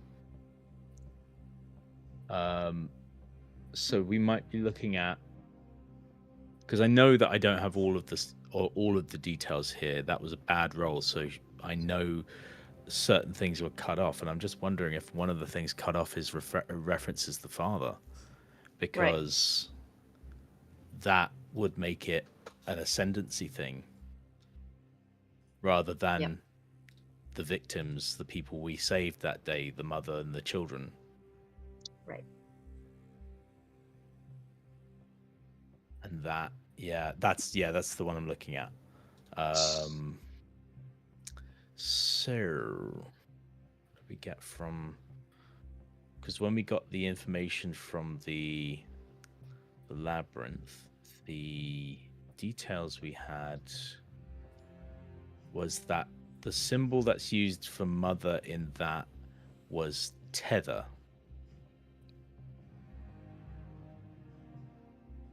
As in the because it's like a tether, it's like grounding. Mother becomes the frame, as in it's like, you know, a grounded, like a mirror or a microscope or a whatever. You know, it's there to hold. Lens. Oh, also, the members of the pyre are marked. Are marked. Yeah, that's what it Well, says that's in the it. description. They're all going to be called Mark after I get there. Yep. Hi, Mark. Hi, Mark. Oh, hey, Mark. Mark. Hey, Mark. Oh, hi, Mark. Mark. Mark. Gary. Mark. Don't know if there are any Fallout fans in the room. Yes. However, I haven't seen it played it fully Fallout, through. Fallout 3. There's a vault where they cloned one dude over and over and over again. His name's Gary, and every one of them just says Gary. It's the only line they say, but they say it in different ways, like Gary. And it's always stuck in my mind. That's funny. So, the chart becomes the lens. That's the twin symbol. The echoes between them shape the pattern, resonance. The boundary is drawn where motion frays, containment. The trigger must be precise, stimuli. What's buried is summoned, raw and unfiltered emotion. I don't have the words for trauma, ancestry, blood, or pale.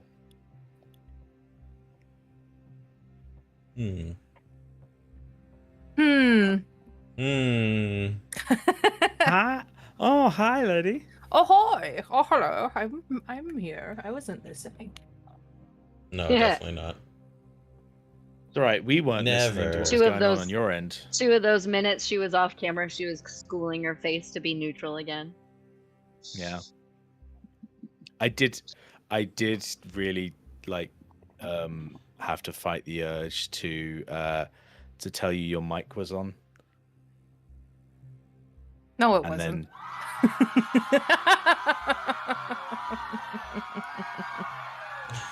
Oh my god. Yeah, I would have heard that. And I would have freaked out. Yeah, a little bit. But I was too busy getting into my red string. Yeah. Connect All the right, dots. so It's all what aliens. is the plan? Do we have to be at the chapter house to use resources? Not technically. It's Just got to do something quickly. you just but I'm need still to listening, be sorry. in between, like right now you would decide to use that right now if you're gonna do that. Chapter house is, you don't have to be there. We've done it through just downtime, I suppose is what you could call it. But yes, we would use resources before we move on, which should be full again because we advanced. Yay! So Thankfully, because we were down Technically to almost nothing. yeah, I think you had Yeah. one thing left. Yeah. So did you say we're max on drives and we've lost all our bleeds and stuff, or did I mishear? If you guys want to use your resource points to do, you have them all refreshed, so each one of you could technically take, how many is it? I forgot already. You get 2. Per- 2 per. I think Alaric's gonna take the drive. Refresh. Okay, refresh all your drives. You have enough to where you guys could all get back up to if you want to take them. That would leave, if there is another point where you could do this, which I'm not sure after we move on, this may be your last resource usage time. Yeah, I took so many marks that You I want to think stitch. I'm gonna need a stitch. Okay. And Jimmy's taking a stitch as well, he said. Jimmy is taking a stitch. Yeah. Okay. I will. I would like to clear mine if I can. Yep, you can. Because I'm at 3 bleed and about to take a scar. Damn it. Just about. Adrenaline rush was Almost had the him. right move.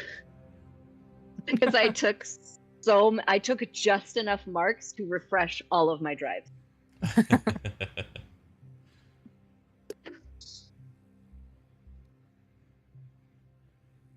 Oof. 3 stitches down is a bit crazy for if we ever play on. That's gonna be a real tough level. Dun dun dun dun dun. Okay. Yep. Refresh your drives, your marks, all whatever you took. Where are we going back to the chapter house? Or are we going just straight out towards Westrek? Dr. Quinn, what you do know about Westrek is, of course, it's more of a wasteland, but there is one small town out there called Weary that you would be somewhat familiar with. Weary. Okay. Weary. Mm-hmm. Pretty small, quaint town, kind of like. The last Ariel, time or- you would have seen Weary was during the war. So you would have seen it as pretty ramshackled town. Not a lot going on there. Like one inn that also has the name Weary and a couple of travelers.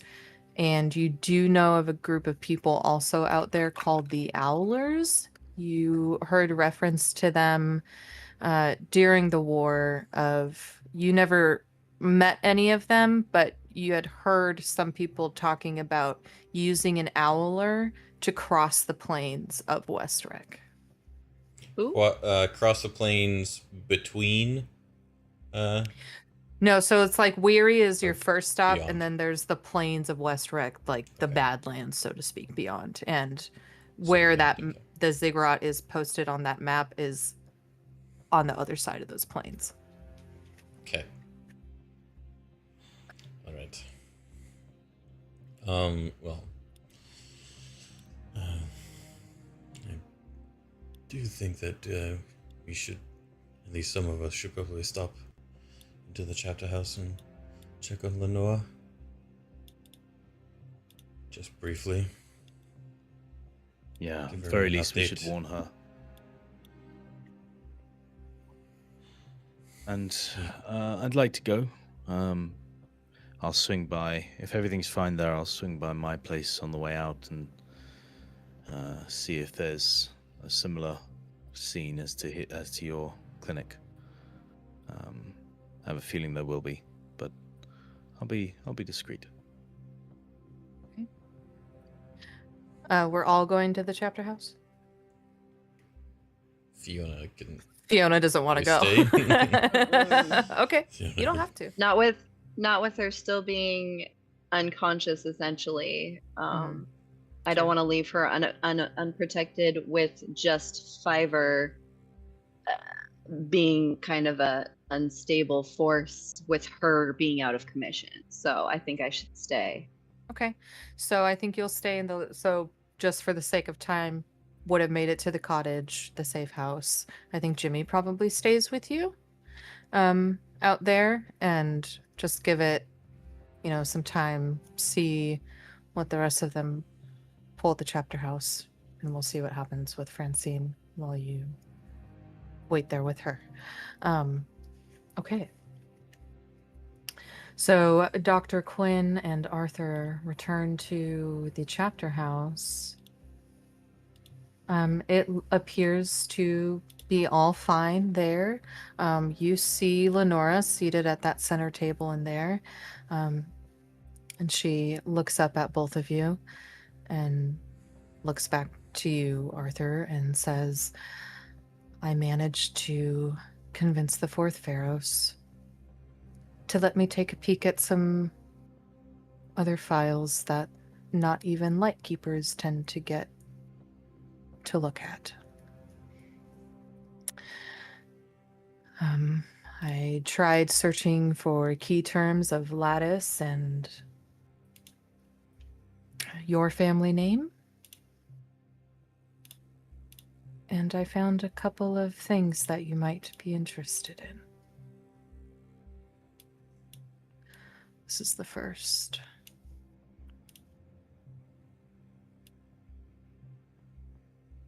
For brevity's sake, we will say Lenora is brought up to speed on what happened out in the camp with you guys. Yeah. Thank you. And Arthur makes clear that the the Stitch House was raided, so it's possible that they might come here, and she need to make sure she's got some defense, or she's scarce if they do. You watch her hold on to her pearls, and she kind of does a quick glance around the chapter house and says, I think we'll be okay. And kind of gives you a little wink.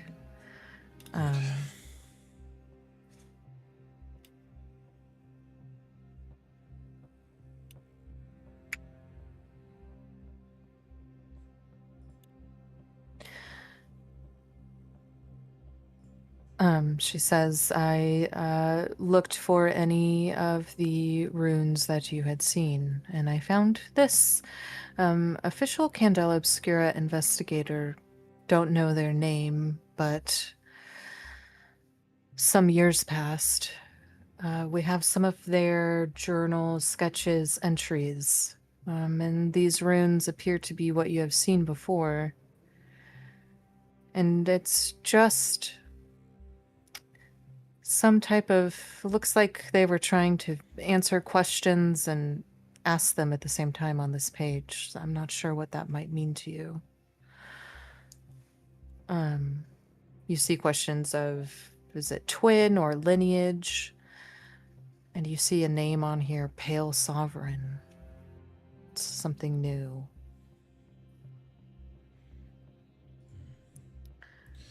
No relation to the ascendancy? Oh, that's interesting. Not a hymn, an instruction.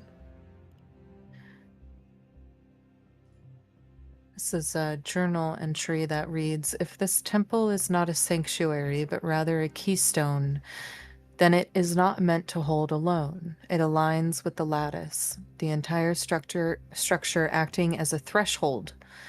Should the keystone shift, should a dust particle fall here that was never meant to, the lattice may awaken what lies beneath. Wherever your faith lies, and the father, the mother, and the child, the old Farron gods, or the unknown, I hope they preserve you. I hope they have mercy on us all. The Pale Sovereign will not. Okay. Did see that very large hand at the lighthouse. The Devil's Well. She says, included in this is this sketch of a creature.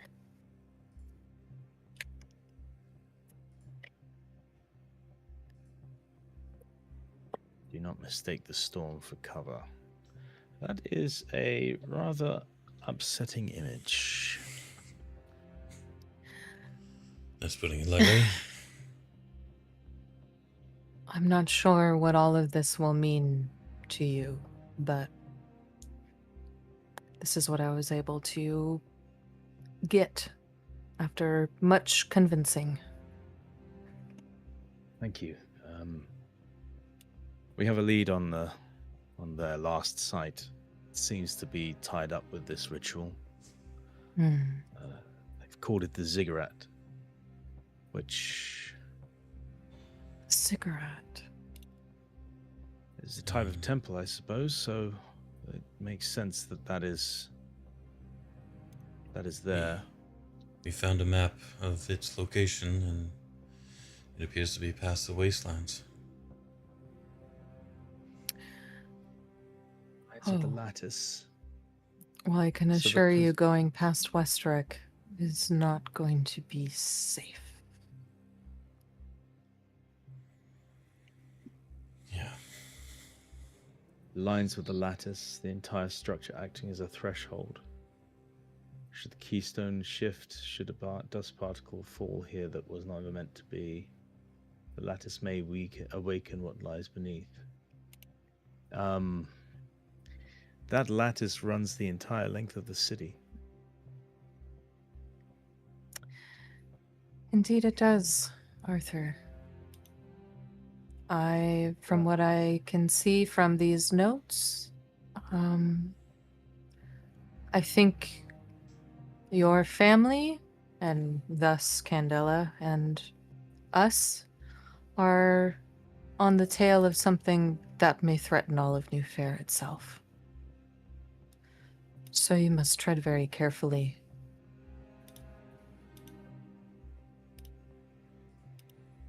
Do, Father.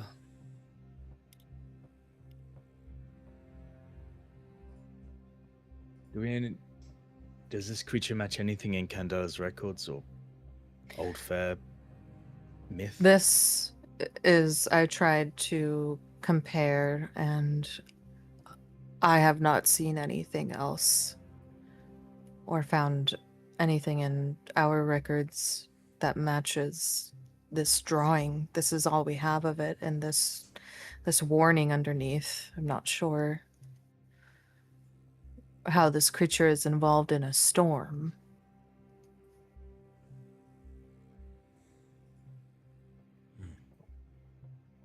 Doesn't look like it's doesn't look like it would be affected by such a thing. It looks huge. It does. It is the storm.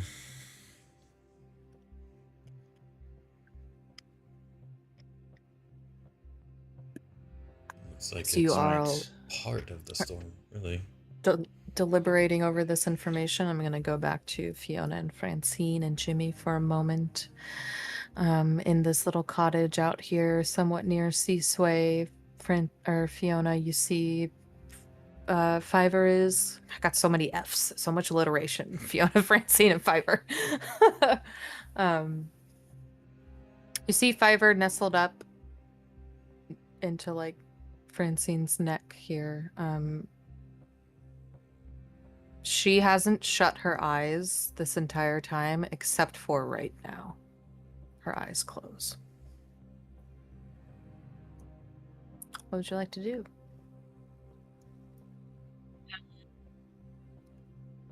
I am going to reach out and kind of feel her forehead to see if there's any temperature change, see if there's any like clamminess or like if she's sweating or anything like that. Just kind of check her vitals the best way that I can, not being a doctor, but having very basic, like tending to people. Yeah. You certainly have enough knowledge to know whether or not she would have a fever and anything like that. You put your hand on her forehead, and well, there is just some sweat from the atmosphere itself. It doesn't feel feverish to you. She actually appears physically okay. What time is it? Like what time of day? I would say we're probably approaching like evening here. So the hand that has the mark on it, I'm going to take her hand that would be marked as well and just try to connect with her mentally and see if like I can make a connection.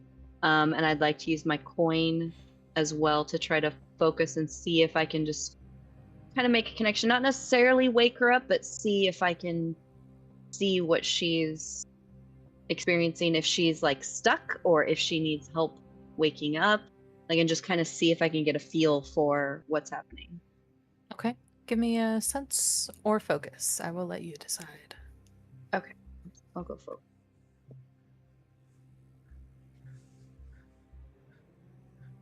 That's a 4. 4. You hold on to her with your hand that had the symbol on it, and she kind of stirs for a moment as if she's like uncomfortable in her sleep. Like her position is not comfortable. And then you receive an image in your mind of Francine in a room all alone with her knees up to her chest, just crying.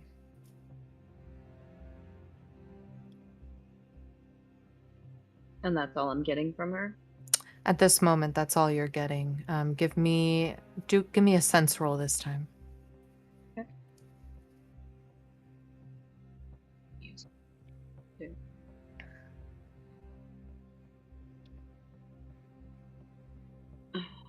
Could I try to insert myself into that image? Just like That's what sit the down roll's next to her? for.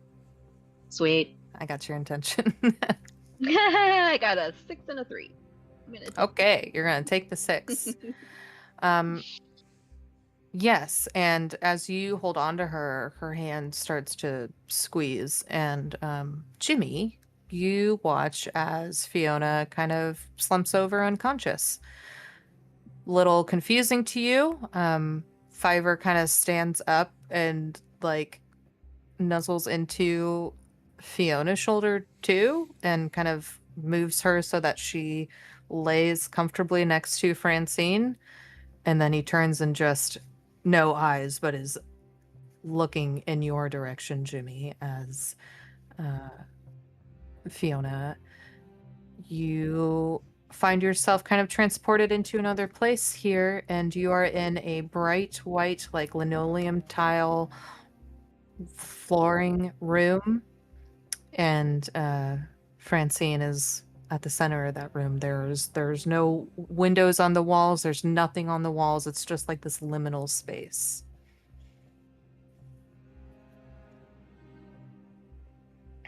What do you do?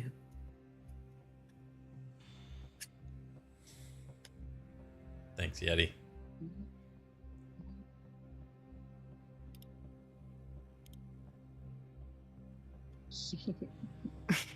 Okay. For everybody in chat, Jimmy just gave Fiverr 2 thumbs up. So I'm in the room with Francine in our mind palace. In your mind palace. In Francine's mind palace. Perfect. I would approach her slowly, gently, and like hands out, and sit down next to her and just say, Francine. Her head slowly lifts and she turns and looks at you and says, I don't deserve to have a sister or a father or a mother. I killed him. No, Francine, you didn't. The doctor was able to slit his throat wide open. You did. And as much as that hurt me, I understand after what you've been through and your perception of the world and everything that happened to you. I do understand your anger and your rage and your frustration with everything you've gone through. But Dr. Alaric was able to help him and bandage him up, and we were able to take him to the hospital, and he was stable when we left him at the hospital.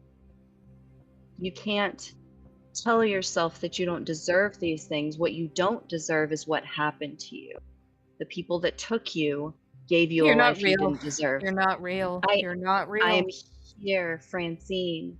I am here. I am with you. I am real. Give me a sway roll.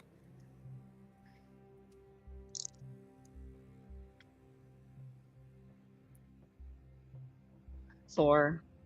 4. She looks at you. If you're real, how are you here? You don't have what I have. You're not sick like me. I don't know how it works. We are marked, we are connected and linked because we are twins, and whatever it is that is within you, at least part of it is within me, and I was able to make a connection so that I could be here and make sure you're okay, because Francine, ever since what happened in Tottergrass happened, you've been unresponsive. Because I don't deserve anything. You do. You deserve to be happy and healthy and well cared for. You have not had that in your life. You deserve so much more than what you've had so far. Did you find Anastasia? We're still looking. We're still gathering information. We believe we know where she's being kept, but we're still making sure before we go there. Is Fiverr still alive? He is. And he's in good hands right now. And Dad's not dead? He's not dead. He's at the hospital recovering.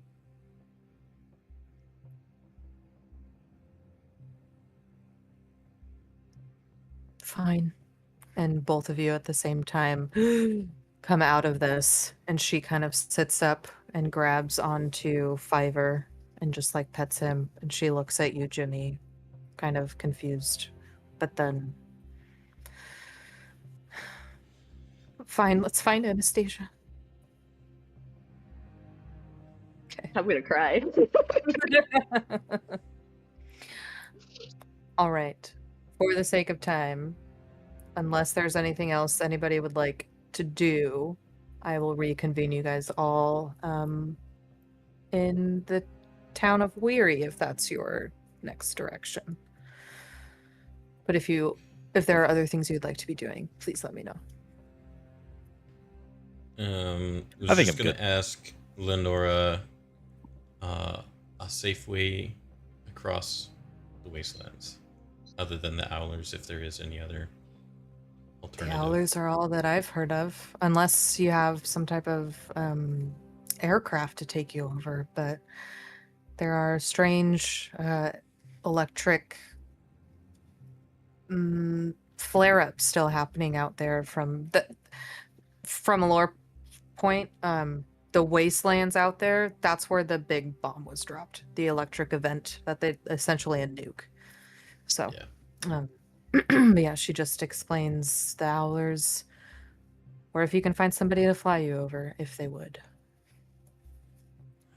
Don't suppose we have anyone in Candela who happens to own a plane and isn't doing anything for the next 6 hours? I could try to find somebody, but most choose not to fly over that airspace. On the subject of people who work for Candela, are you aware of someone based around Ariel.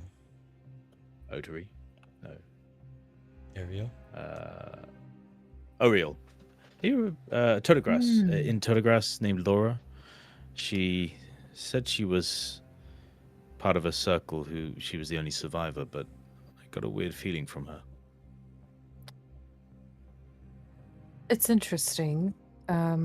While we at Candela are a society together, it is somewhat rare for chapter houses to work together and know each other well. With that said, I do remember hearing of a circle that fell somewhere near Tottergrass some 8 years ago, I think, but I wouldn't know anybody specifically named from that circle.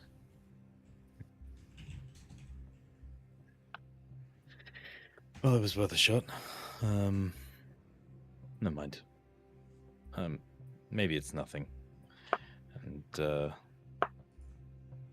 but we'll if we have any contacts that are going to be useful to fly us there, that'd be great. But otherwise, we'll make our way the old-fashioned way. Okay. Yes. Out Yeah. to Weary. Stay safe. Good Yeah, luck. keep your pearls close. Always. Clutch them pearls, Lenora. Yeah. One day, you and I are going to have to have a talk about your jeweler. My jeweler is just fine. Does what I ask. It doesn't change the price. Okay. Out to Westrek we go.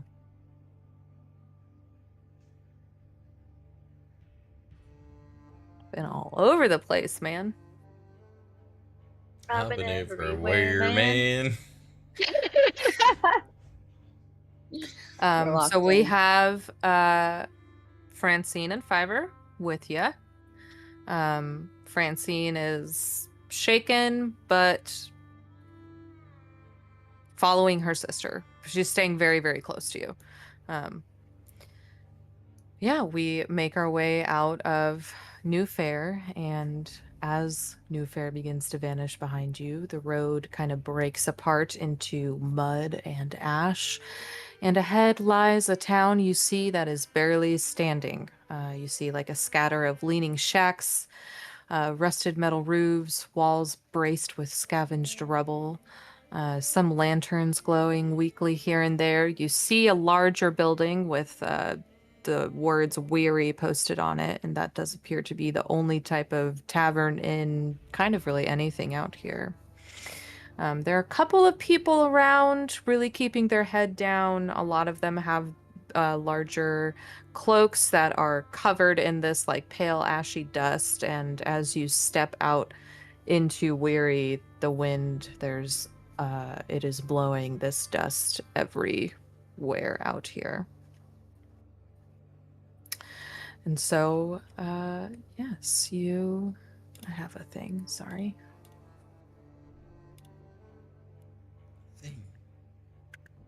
Find yourselves in Weary, a storm brewing on the horizon. I'll let, if anybody would like to do a survey roll while they're out here, or anything you'd like to do, go into the little tavern, or...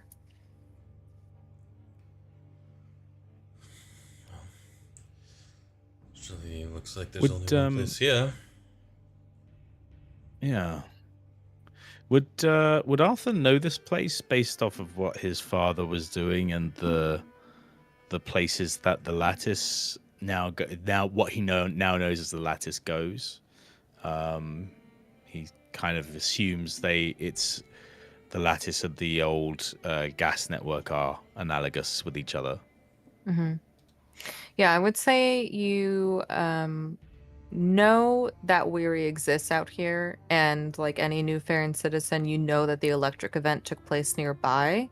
Anything further than that, you can give me like a focus roll, and I'd love we'll to see. give you a focus roll. Let me give you focus, and it's a 5.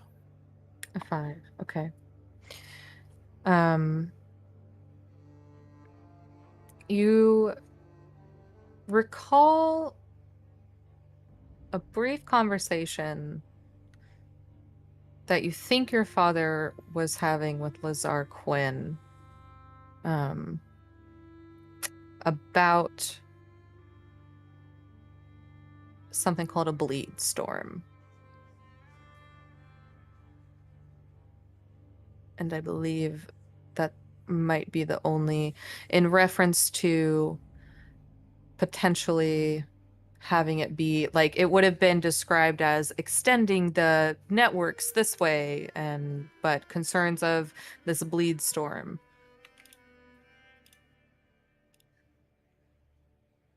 And this would be when I was a child, I assume. Mm-hmm. Yes. So it's in fragments. Little kid you would have thought, oh, that's just dad doing work or whatever it might be. But now you're kind of like, huh, why all the way out here? Yeah. He, can he look around to see if there's any of the access points that he saw, like where the pipes come to the surface, like he saw in the labyrinth? Give me a survey roll.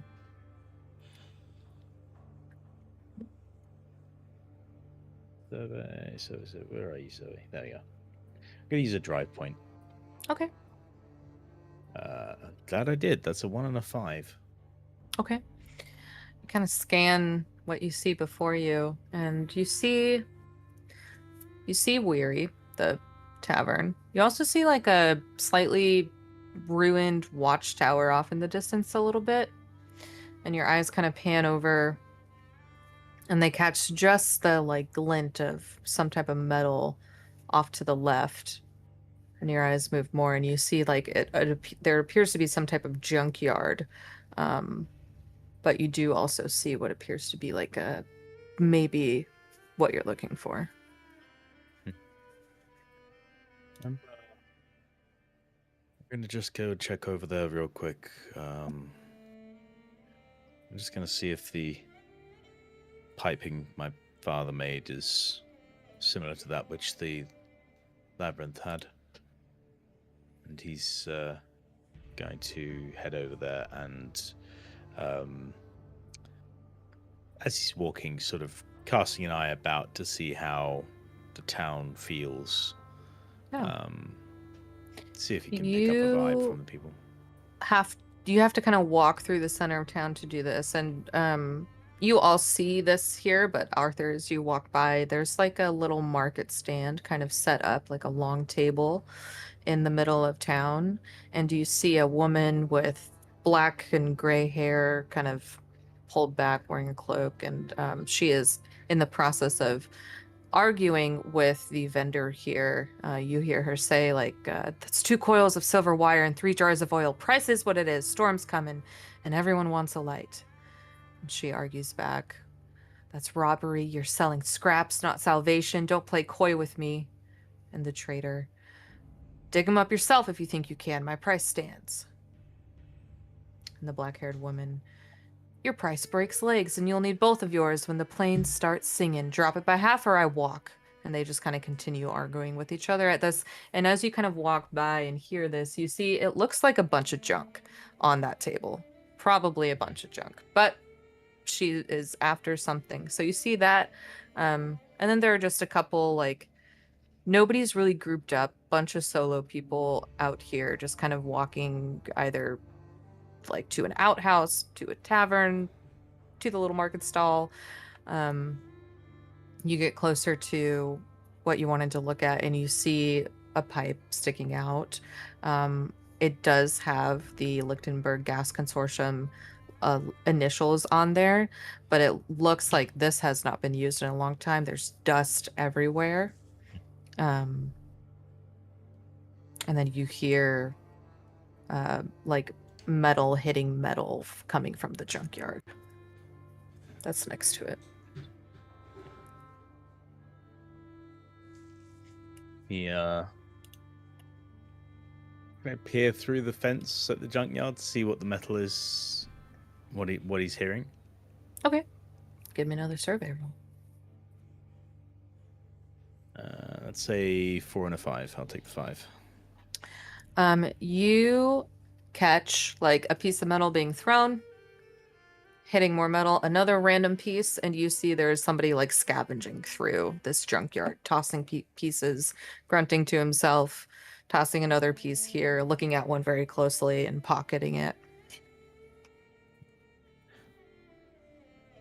Arthur is going to approach. Is it open, the scrapyard? Yep. Or It is. he's going to approach and Morning. Careful where you stand. Careful. Sorry. How rude of me. Where should I stand? Here. And he like grabs onto your shoulders and shuffles you over literally 6 inches. Right there. Okay. Yep. Thank you. I wouldn't want to stand on that. You're looking for something in particular, or? Oh, metal sings in a storm, don't you know? I just love the metal. And he like gets back down, and you see he has these big goggles and this hood covered in dust and dirty as all hell. This wiry little guy, and he just keeps going. Do I sense any bleed on the goggles or on the man? Give me a sense. Or roll. anything. I'm happy to wave the you can do that instead around. if you'd like. Well, I'll try without first. Okay. Less obvious. That's two ones and a 4. I'll take the 4. Okay. But yeah, it's not great.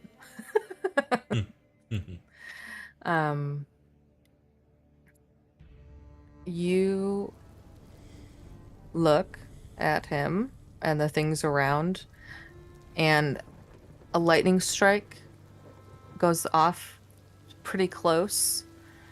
You didn't sense it from him, but you sensed it in the air from the lightning strike in the distance. But without pulling out your bleed detector, you can't tell off of him with just the roll. Did the lightning strike where I was standing? It struck very close. Well, I see why you didn't want me to stand there. Yeah, like I said, the metal sings, and then the storm gets very angry. You just gotta be careful. Just be careful. Do you hear that? Do you hear that? The thunder? It's Yeah, I did. I'm doing something right. And he starts digging again in more metal. You did. Fair play. Fair play. I don't suppose you could tell me how to listen to that. That'd be really useful to be able to hear that before it happens. Here. And he shoves like a big pile of random metal, like pushes it into you. It's just a bunch of random fucking scrap. It's all it is. He's like, listen closely. Now, run. And he books it. Like whenever you see a bomb disposal officer do that, he's going to do the same and run in the exact same direction. Okay, you take off after him, and again, another lightning strike, and like 3 feet away from after you've taken off, it strikes where you were standing. Starting to get the feeling I'm not welcome here. That's twice you've helped me. I help. I am a good helper. We should go see him. Or no, Margot's going to be really unhappy about that if we go do that first. She is probably arguing with somebody at the crow's table. How much do you want to bet that's what Margot's doing? Come on. Keeps running. Against you? I don't think I'm going to bet, but I'll definitely come along. And he's... Do I get the feeling that he's mad, or potentially that there's method here, that there's... He's met a lot of people in the life, and I'm just wondering, does he come across as sort of a medium, or? Give me a read roll on him. That's one. More of a large. That is a 3 and a 6. So I'll take the 6. You do pick up some of those vibes. It's like, okay, he is predicting somehow when the lightning's gonna hit, but in just this crazed way. And the rest of you watch as Arthur is running after some random stranger. And as he feels the metal that while he's running, as he's feeling the kind of world slows down a little bit, he feels this metal next to him that he's been handed. Is there bleed there in this metal? You said I've sensed it from above, but narratively, I think this would actually be a really great way for him to like come by the premonitions. Is he's literally given something by someone who can see the future, and yeah, I think now with those in your hands and you're like running after this guy, you do sense a little something off of it. Nothing too dangerous, but like just like an echo of something. Yeah. And he's... So, where were you taking us? Sorry? We gotta go see Bruce. Bruce. And who's Bruce? Bruce will help you. You need help, don't you? I do, as it happens. Where are your friends? That is a good question. Probably they were scared off by the lightning that was intent on hitting us. And let's be fair, who can blame them? I'll just call to them. And he's going to stop for a moment, and as he does, he's going to feel this metal sing slightly in his ear, and he's going to take a quick dab to the left as another lightning bolt hits, and he's like, well, yeah, you were right, they do sing. And he's going to shout after the others, says there's someone who can help us. All right. Gestures. Well, shall we? I'm going to say that's my act bizarre. And I've got a bunch of oddities. True. And you're piled drunk. Yeah, so you see Arthur is not too far away, kind of stops there. You watch as he like tiptoes around these lightning strikes that are hitting the ground, and you see the people in the town are not bothered by that happening.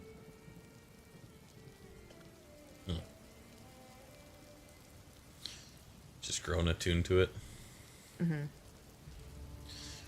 Yeah, go ahead. Yeah, we'd just run after him then, I guess, into the lightning storm. Sounds like a great idea. Francine holds on to your arm, Fiona, pretty tight, and Fiverr is like jumping in between your legs, Jimmy, but... Has no one said anything about the wooden xenomorph that's jumping around on the ground? At this moment, no. Getting a weird vibe from this town, I'm just saying. I'm going to ask Francine if she feels anything in the storm. It feels very dense and like it could swallow us whole. Yeah, we don't like it. But we should follow whatever that, wherever your friend's gone. That's where we should go. Let's go. And, you take off. As you begin to walk through the town, the rest of you, the woman at the market stand there at what now known as the Crow's Table watches. She's still in the middle of haggling with this trader and watches you all pass and then looks down and sees Fiverr and immediately walks up to you, Jimmy, and like pushes your chest.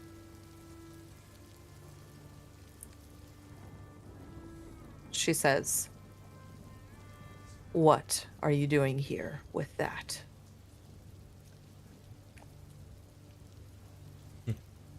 Problem?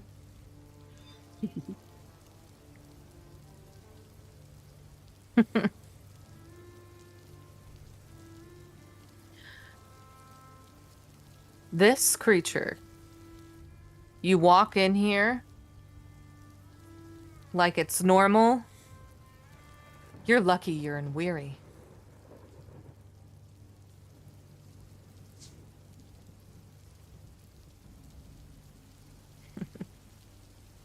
You all are next to, the rest of you are near Jimmy. He's just a little guy. Is that what you say? He's just a little guy. He's just a baby. He's fine. He's so cloaked, right? Or is he decloaked by now? I think he's been decloaked. She looks at the rest of you and says, I think you need to see Bruce, and starts walking towards where you were already going, towards Arthur. But she keeps a brisk pace ahead of you, continues on, and eventually you all are reconvene at this watchtower here. And you also all see this kind of crazy man with these goggles on, acting a little insane. And he, at the base of this watchtower, is like a tent, and you see an older gentleman cleaning a rifle in there. And Goggles walks up to him and says, Hey, Bruce, we got some people here that I think you might want to meet. I love this guy's energy. My people. He's my people. So great. I love it. Arthur's like, yeah, he's been really helpful. I'm sorry, I didn't get your name. And he Ash. looks at Goggles. Ash. They call me Ash. Yep, Ash. Isn't that right, Bruce?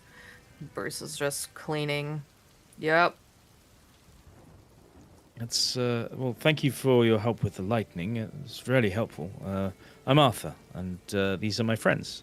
And he's he's like, guys, Ash said that Bruce might be able to help us, and I figured we'd I figured we'd introduce ourselves. Bruce, nice to meet you. What are you doing out here? The storm's growing restless tonight. Yeah, I noticed that. It seems like it has a way with lightning bolts. Is that normal for this place? Everyone seems pretty okay with lightning striking in town regularly within a few feet of each other. Notably where I seem to be standing. So it's you. You brought this. Did I? We haven't had a storm in a while. It's clear as a day when we left. But you know what they say, always bring the weather with you. Even when it's this kind of weather. Point taken. So, out of interest, never had this effect on storms before. Any reason I might be having that effect on it now? There's something in you that it wants. It? Guess I'm a little plucky. There's So only did you two say reasons it? people come to Westrek. It's either to cross or to die. Well, preferably we're not doing the latter. Definitely not planning on it. Crawl? Where's... When you say cross, what do you mean? Cross the storm. Cross the plains. And Do if you we know were trying somebody- to do that... Do you know Yes, somebody that could help us?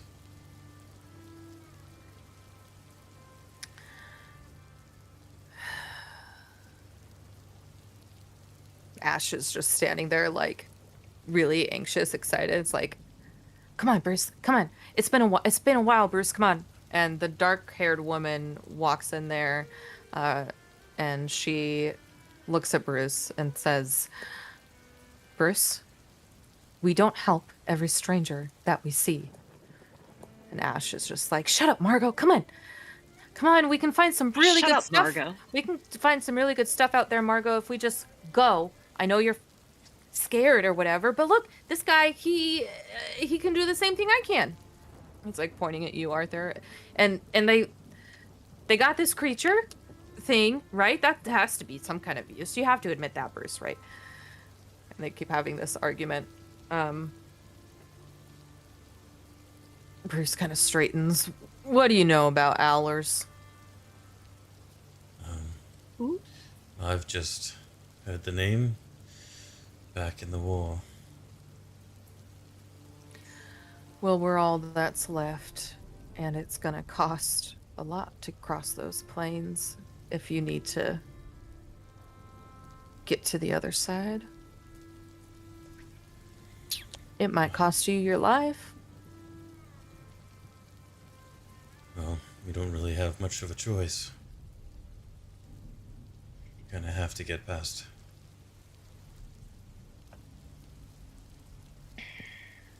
What circles above ain't just a storm. It's hunger, given shape. And apparently it wants your friend here. So this will be extra dangerous. Ash is just like beaming, biggest smile possible on his face.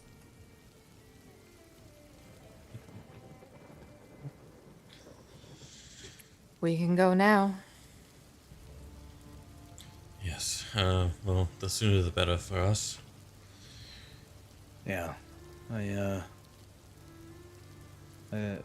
We have to get across the plains, and there's some pretty bad people there that we need to put a stop to what they're doing.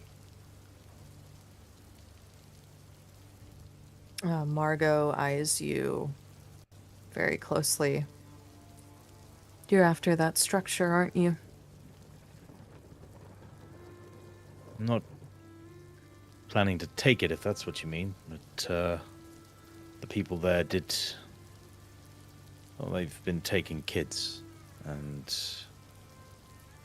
we think they've still got some there. We want to try and save them.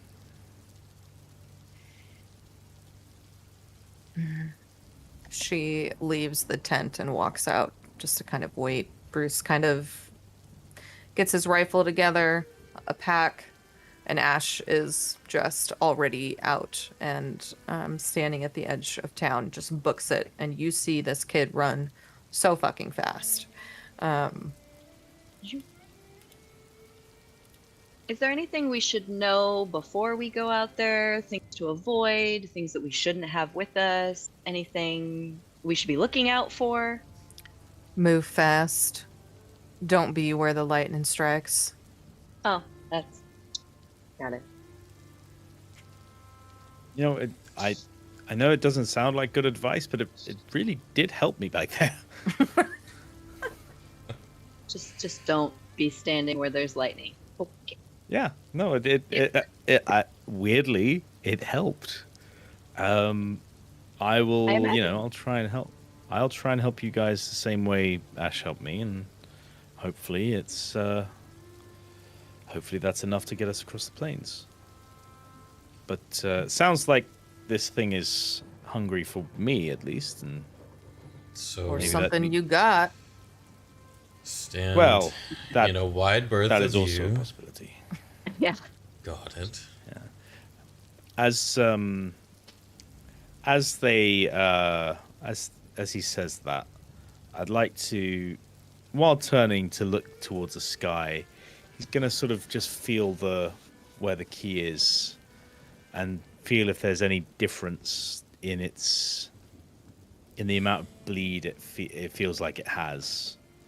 He's used to feeling it, so he's used to, to its, for want of a better word, its signature is what I'm getting at, and hopefully he can feel if that is what is attracting the lightning or not. It's resonance. That would be the word. Here in this moment in the tent here, it feels the same. Until you It's step very out of the tent. Directly into the storm. And it seems to reverberate like a little faster. But just barely noticeable. But you notice like slightly off. Bruce leads you all to the edge of town. And you see Ash is there jumping, and Margot's there very stoic in her face. And Following closely by Bruce. Bruce looks at you all, says, "We need to be careful and time this right." And he holds up a finger. And ash is like bouncing up and down. And we're going to get into some little skill check roundies here. Nice. As Bruce is holding up this finger, waits, and Ash is like, "Come on, Bruce, let's go. Come on, come on, come on. I'm not going to wait for you, man. I'm not going to wait." And he waits and waits and says, "Now." And they take off running. You all, I assume, take off running with them. I'm going to need first some move rolls from each of you.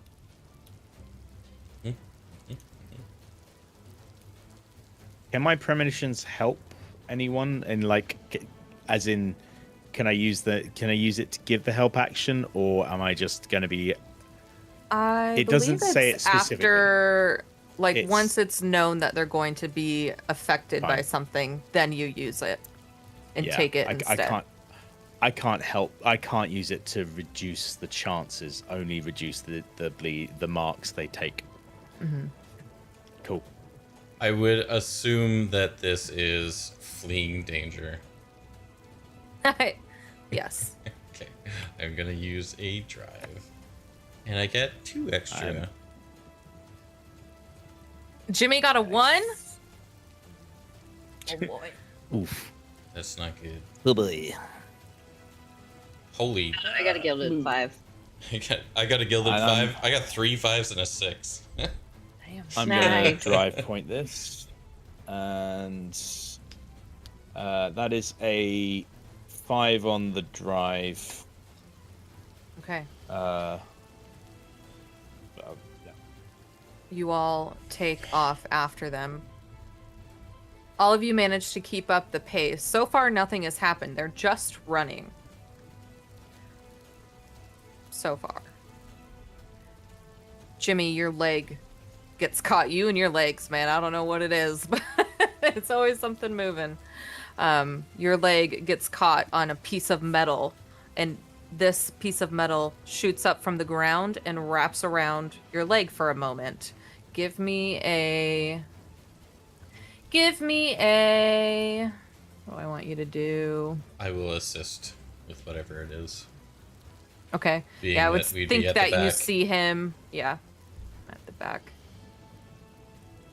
Give me a control roll to try to remove this from your leg in a fast amount of time. You can add a die because of Dr. Quinn. A 4. Okay.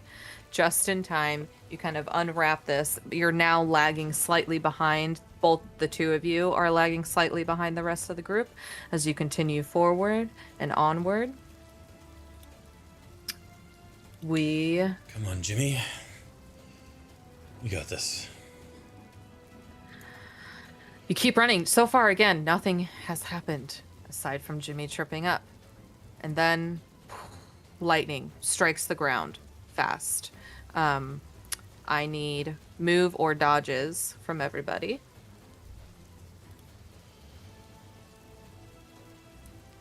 That's 4 for Arthur. For Arthur, okay. 4. 5, 4. I'll add another try to this one, just because I have... Ooh. 6. 6. Nice. Okay. Who rolled 4s? Fiona and Arthur. Lightning strikes are massive and huge, and both of you kind of get singed.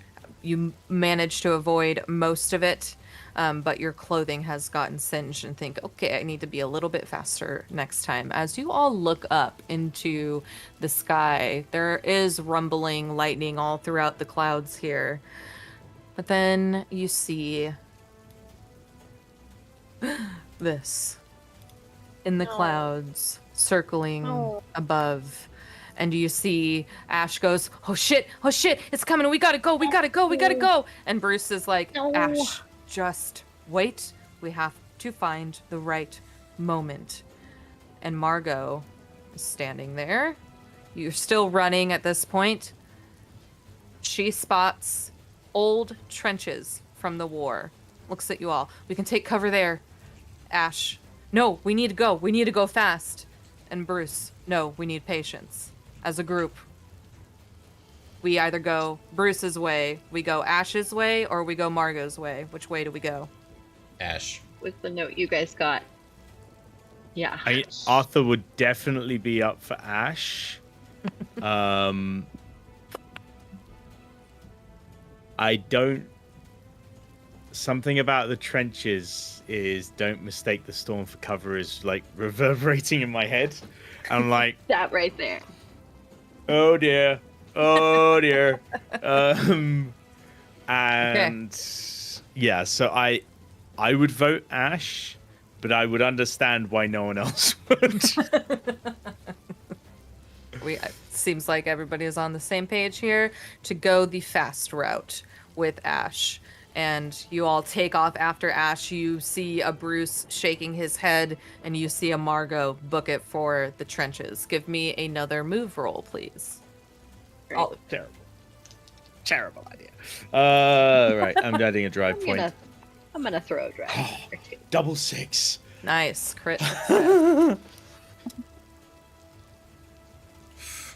Yeah, Double I feel five? better about the 4. decision. 4 for Alaric. Jimmy got a 6. Okay. Continuing on, taking Ash's fast route. Another lightning strike. Dr. Quinn, you get singed slightly here. Now your not booty's avoiding out. it just in time. Yeah, right. As this lightning strikes the ground just a few feet away from you, Dr. Quinn, you look at the ground and see, what is that? There's a shape, several shapes moving in the ground, and they begin to rise up from the ground as you see a horde of undead begins to rise. Old, dead soldiers from the last Great War and the electric event risen with this lightning strike on the ground. I'm going to take one more move roll from everybody. Ew.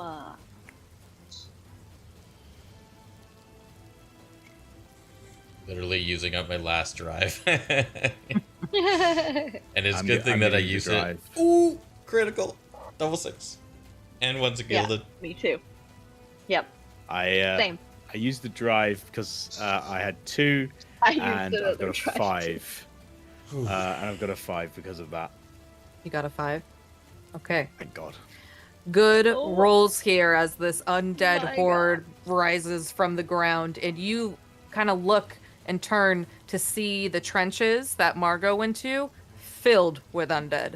You would have been stuck in there and think, okay, Ash maybe was the way to go. You turn and look and see Bruce is still keeping up the pace, kind of, a little further back, but he's also distanced himself more from the undead. You guys are all very close here.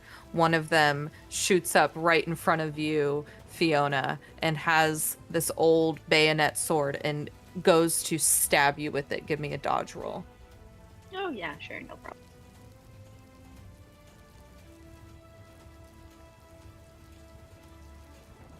Sorry, it's in the dark. 6 and a 5. I'm so glad I Hey, had a gilded. so fast. Okay, I just want it to be clear here. I am trying to kill you. You're all rolling 6s. So shut it. I don't want Which to is hear why- shit. Which is why I'm using my drives because I know you're trying to. Yep. Yeah. You dodged 100%. You'll just be out happy of to the way. know I'm out of. You'll be happy to know I'm out of move drives. So Yep. I was. I'm not Jimmy. happy to know that. Fiona, you move out of the way, keep running. As you move out of the way, Jimmy, you're right behind Fiona, and this sword is now pointed at you. Give me a dodge roll. And to be fair, like the last 2 rolls, it was 3, 2, 1, 6. 1, 2, 1, 4. Yeah.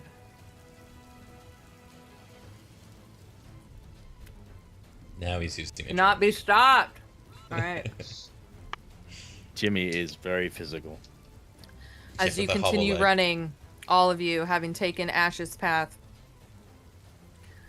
you look up and see this bleed storm serpent is circling and spiraling, and it gets lower, opens its mouth, and is going to try to eat Arthur. Okay. No. With premonitions, could I narratively move myself into a position where the Horde of the Undead I'm between it and the Horde of the Undead? Give me a move roll to try to get there before this mouth gets you. I wish I had another drive point.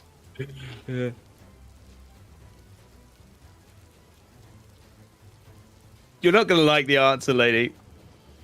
I swear to God. Another 6. I can burn a drive point to help you. Can't It was a see 6. it, but I It believe was a you. 6. It popped up for a brief second. Okay, good. Oh my God. And, Roll as well. I've run out of drives. And I think I broke my camera. I think you did. Oh no. All right. Yep. You Oh no.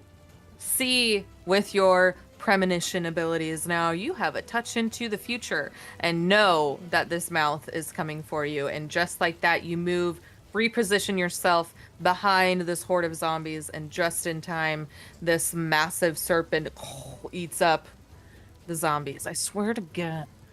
I'm trying, all right, chat? I'm trying. They don't want to die. Oh. Oh no. It's whatever program thing you're using. Probably for the background. We've gone from gift to kill.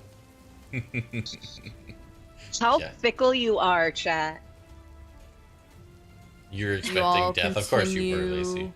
running across the plains, and you begin to see it, this structure looming in the distance, massive, stories tall of this, and it looks like an old, like, Aztec type building out there on the horizon. You can see it now, and you hear Ash, and he says, "Oh, it's there! That's what you need, isn't it? That's what you need, isn't it?" And just like that, a lightning strike right on the ground next to Ash, and he gets blown backwards and lands on the ground.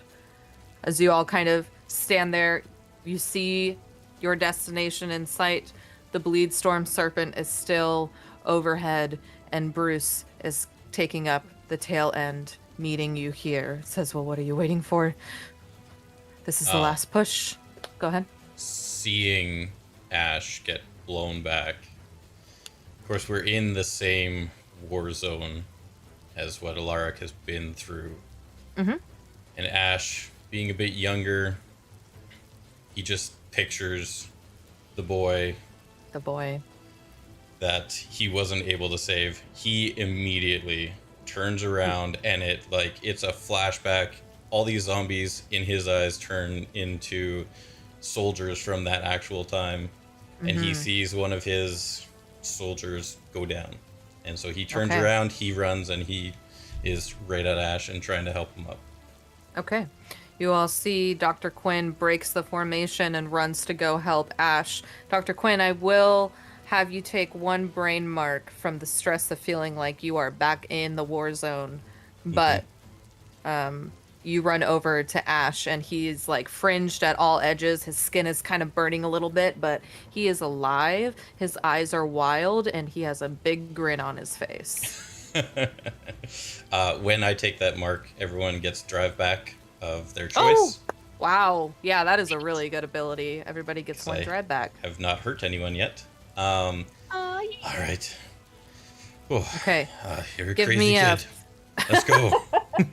Give me a focus roll. Like, you lift him up, and he's like, and you see and look, there's this huge, like, burn streak up his leg. Give me a focus roll to try to stabilize him with you while you're out there.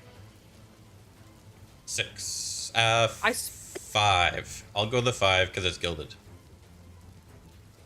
So Nice. partial success. Okay. I was. Were you Also, lady, were you storming off? I did. That's She what was I totally did. sorry. I did.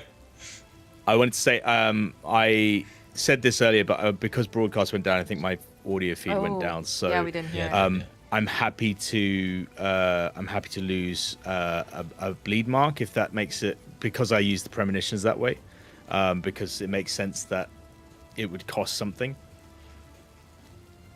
Yes. Sorry. Yes.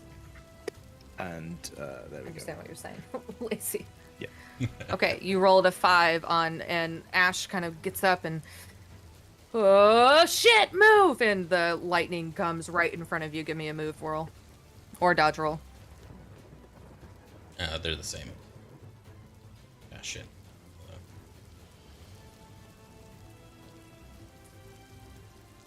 And I'll add my last drive that I got back to get 2, 4. Oh, okay, here you go.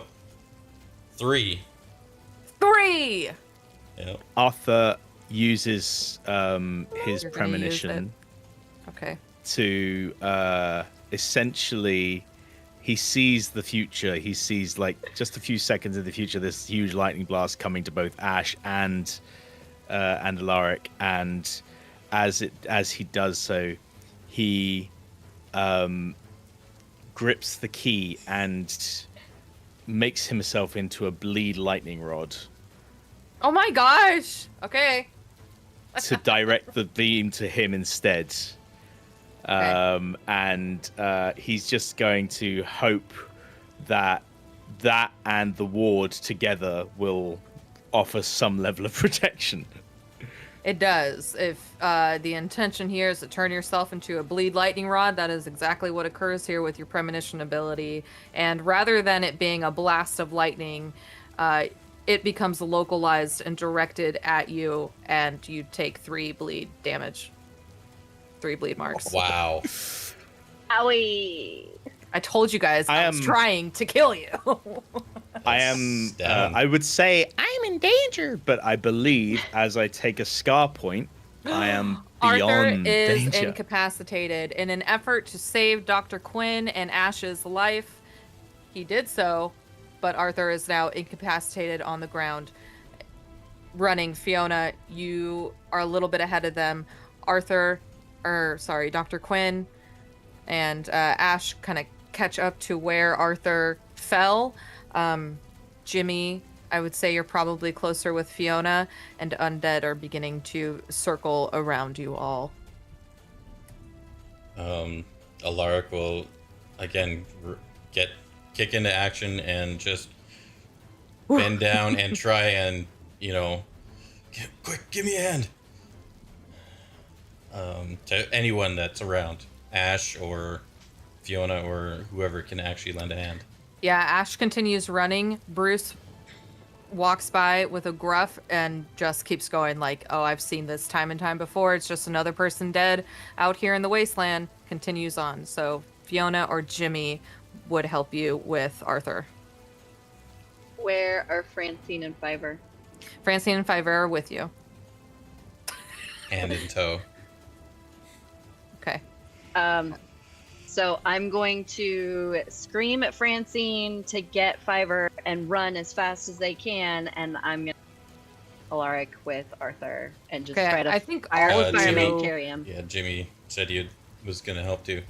I think all of you kind of come Yes. together as Arthur just falls unconscious, as your friend and circle member kind of huddle around him and get him up and carry him the rest of the way. This will be the last move roll. I will say Jimmy and Dr. Quinn are physically holding onto Arthur. Fiona, I think you're probably at this point going back after Francine. But I'll take move rolls. Yes, I'll take move rolls from each of you.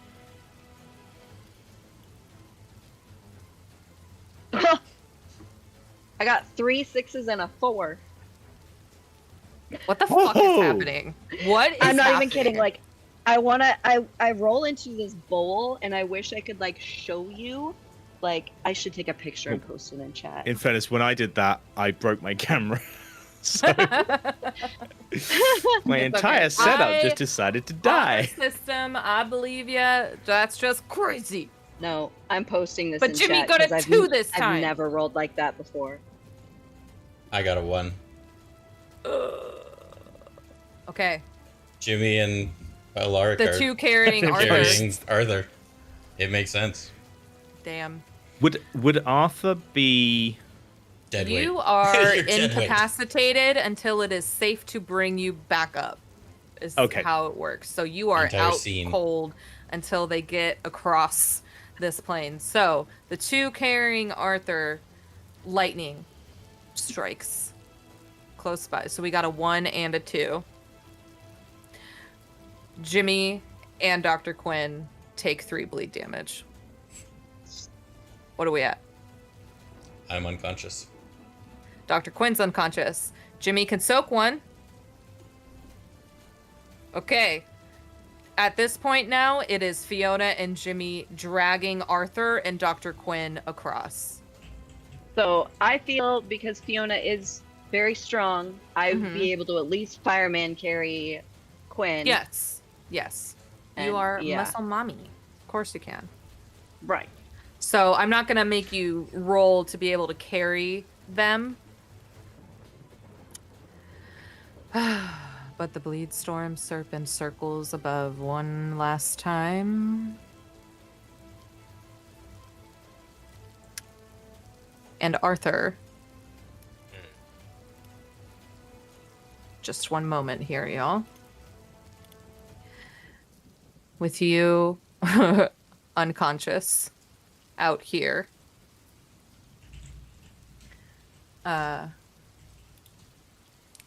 You hear something in your subconscious state. I'm gonna play that now, so make sure you have, if your volume's not up with the music bot, have it up. And I will also share an image that I made while maybe yes.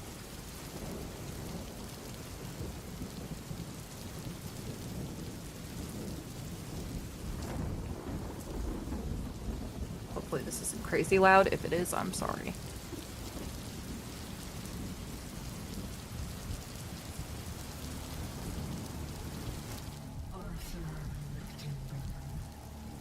Your name is a thread pulled taut across centuries. Thaddeus thought to weave it into silver veins, but all he spun was a web that leads back to me. His lattice does not bind, it hums with my breath. Every pipe, every stone, whispers the same refrain. The body is mine. Your sister is not anchor, she's a seam. She bleeds because I stir, and through her the city holds. But seams tear, Arthur, chains fray, and when they do, nothing built above them will stand. You are not heir to a house, you are marrow in a bone that has already cracked. Will you splinter clean, or will you hold until you rot? The choice is yours, but the ending is mine.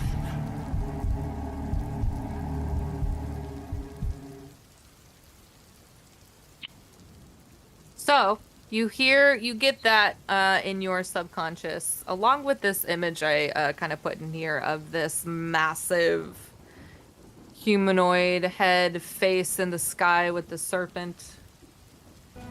But anyway. Okay, I'm I will calling take- the Yeah, go ahead. I'm calling the serpent Diamonds, which makes her Lucy. And I would say that way. and yeah, I'm that was a lot all at once. And oh god, I hope I can get a copy of what she said. I will. so I can pick over it for the next week, because like that's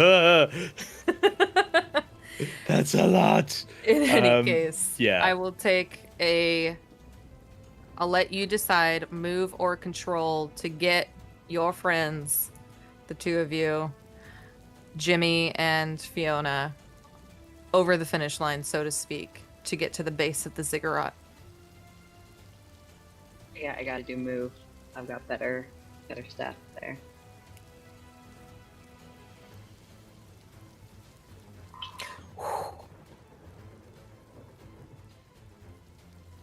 Got a gilded 5.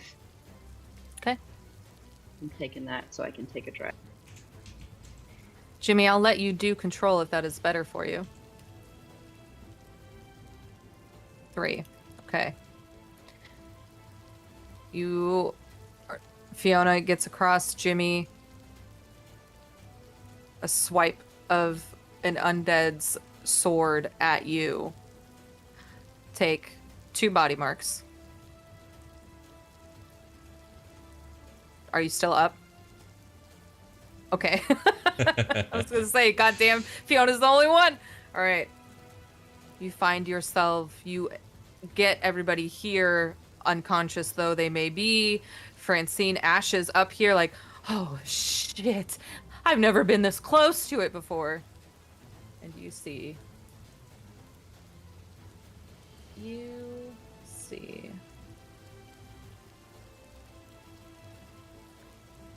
this massive building here.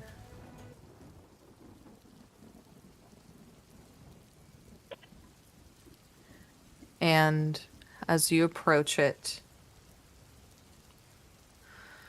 kind of set Arthur down. I will say at this point, Dr. Quinn and Arthur, you can come to. Snap out of it. I take a body mark because I'm hit by muscle, mommy.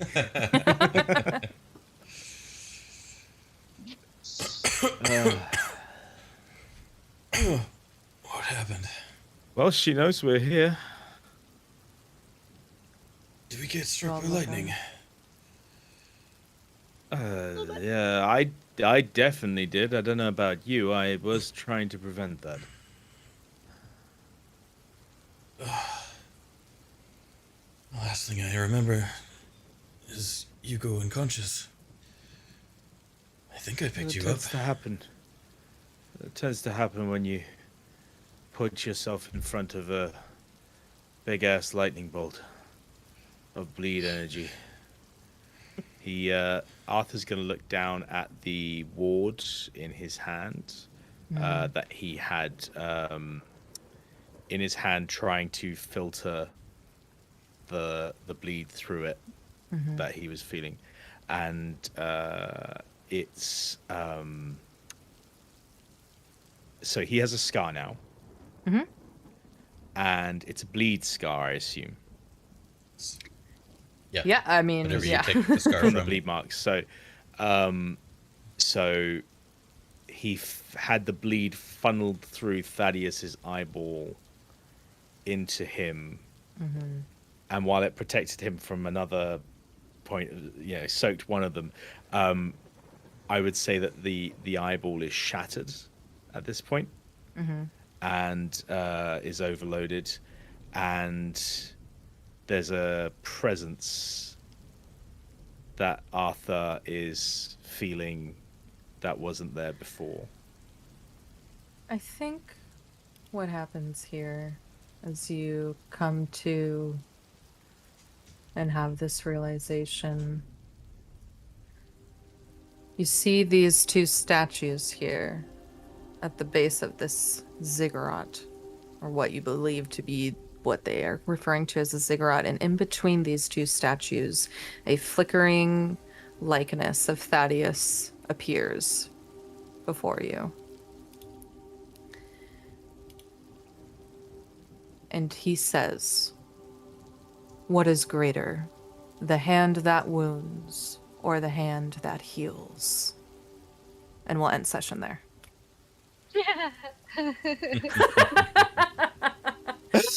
Put you through the ringer.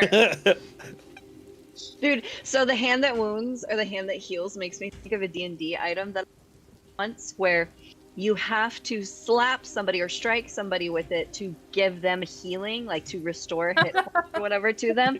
But it also takes, like, it gives damage as well. So, like, it's like a 2 steps forward, 1 step back. But it's That's so funny. funny because I was like, you could just, if there was somebody annoying you, you could be like, I'm going to heal you, but it's hurt. I got a Okay. piece so bad, guys. I did so good. You Yeah. did. You did. I went to 2 a breaks back over run. 3.5 hours. You tried so hard to kill us. I'm Used going to up the all bathroom. the I'll drive. be right back, you freaking good rollers. I mean, you got 2 of us I unconscious, so I posted the picture of that crazy dice roll in the chat. You 'cause did. It, like, yeah, 3 I never roll sixes that well. and a 4. Ever, It's yeah. crazy. Yeah.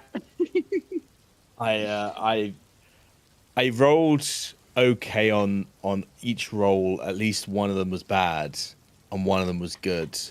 But I was using up all my drive points to do it. Yeah.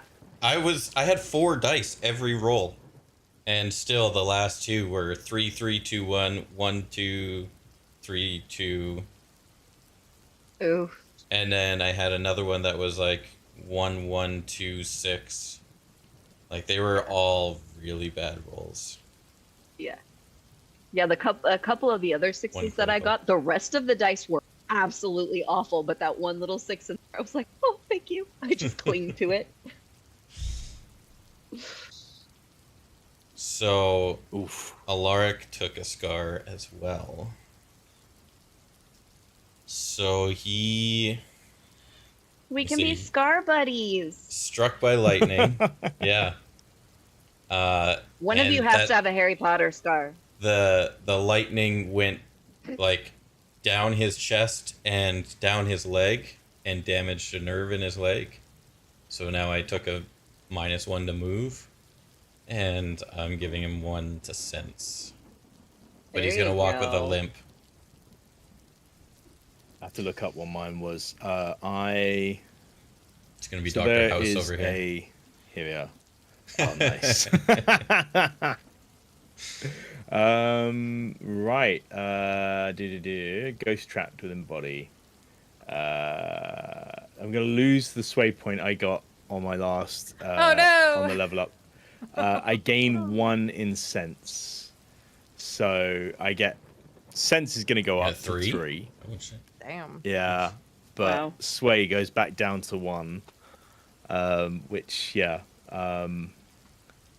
but yeah, there is in the example bleed scars. There's one that's called Ghost Trapped Within Body, and yeah, Thaddeus is almost perfect for that. So I'm just that's what's happened. Oh no. Fun stuff. Fun stuff indeed. And now we got a 2-week break. Yeah, sorry. No. It's okay. Yeah, I was out as well though. Couldn't have done it next week either. So. Yeah. But next will be our last. Everyone's gonna die next session. For right now. I do have ideas for a short little Jimmy backstory with his mother. And Dr. Quinn with some other stuff. Maybe in the future. We'll see. If you're alive. If he's alive. Yep. It'd be pretty hard to actually kill him, I think, because you still At this need point, yeah. 4 more scars. Or 3 more scars, I mean. I mean, I'd have to, like... you don't just have to get take that as a challenge, lady. absolutely pummeled. Get up, man! I don't know. Don't do the maths for her. It's a lot of marks. It's a lot of marks. The Ziggurat's actually a transformer that's like put together with bleed, and it just wakes up and smashes us all. Yep. Oh dear. Bleed for Oh, that was a good session. It was a lot of fun. Yeah, 3 It's a very hours good session, thank you. almost. Lots That of was stuff great. going on. Yeah. Couple of things took me in a direction I didn't think we'd go, so that's cool. It was a bit longer than I anticipated today, Yep. but not I too can't much. wait to see the recap. What Laura Oh, yeah. does with this recap. That's true. I was It's so gonna be excited. wild. Oh, It's yeah, gonna be we a little cried. crazy. Yeah. Yeah, it's gonna be Actual all tears. We cried. The session starts with patricide. I know. Yeah. Do you have any idea? I was like, she's gonna be so fucking mad at me, bro. She's gonna be so mad at me. But unfortunately, honestly, this is kind of what Francine would have done yeah. with everything that's happened to her. Like, I was thinking through what Fiona's thought process would be, like if she would react with rage or if she would react with sympathy for what her sister's been through. And because Alaric was able to stabilize him, I think it's easier for me to react with sympathy versus rage. Yeah, because that's what my thought was. I was like, if she's gonna end up angry the entire time after, that's gonna make for really interesting choices. That could be riskier versus not. So Yeah. I did it. You tried. You really tried. Mm-hmm. I did. Yeah. And I think that was really beneficial in our conversation too, the fact that he did survive. Yeah. Yeah. Wow. As far as we know, I could have bled out. Who have a knows? scar. You have a scar. Thaddeus. You got your scar. And I have a ghostly tour guide. Yeah. It'll be fun to because I'm gonna have to. I've only built out Thaddeus so much as far as the lore needed to exist, right? But I know he's an asshole. This guy's a fucking asshole. So that'll be fun. Yeah, this is gonna be fun on the bun. If it's okay, I think maybe for our last, maybe start an hour earlier if everybody can. I don't know if you can. Yeah, that works for me. Arthur. Okay. No, put it's the fine. event on there. That brings it forward to 10 p.m. for me, so that's fine. Okay. Cool. Hey. Well, then I'll see you guys on the 21st. Yeah. 21st. All right. Good night. Thanks for hanging out, everyone. Night. Great session. Take care. Bye. Bye.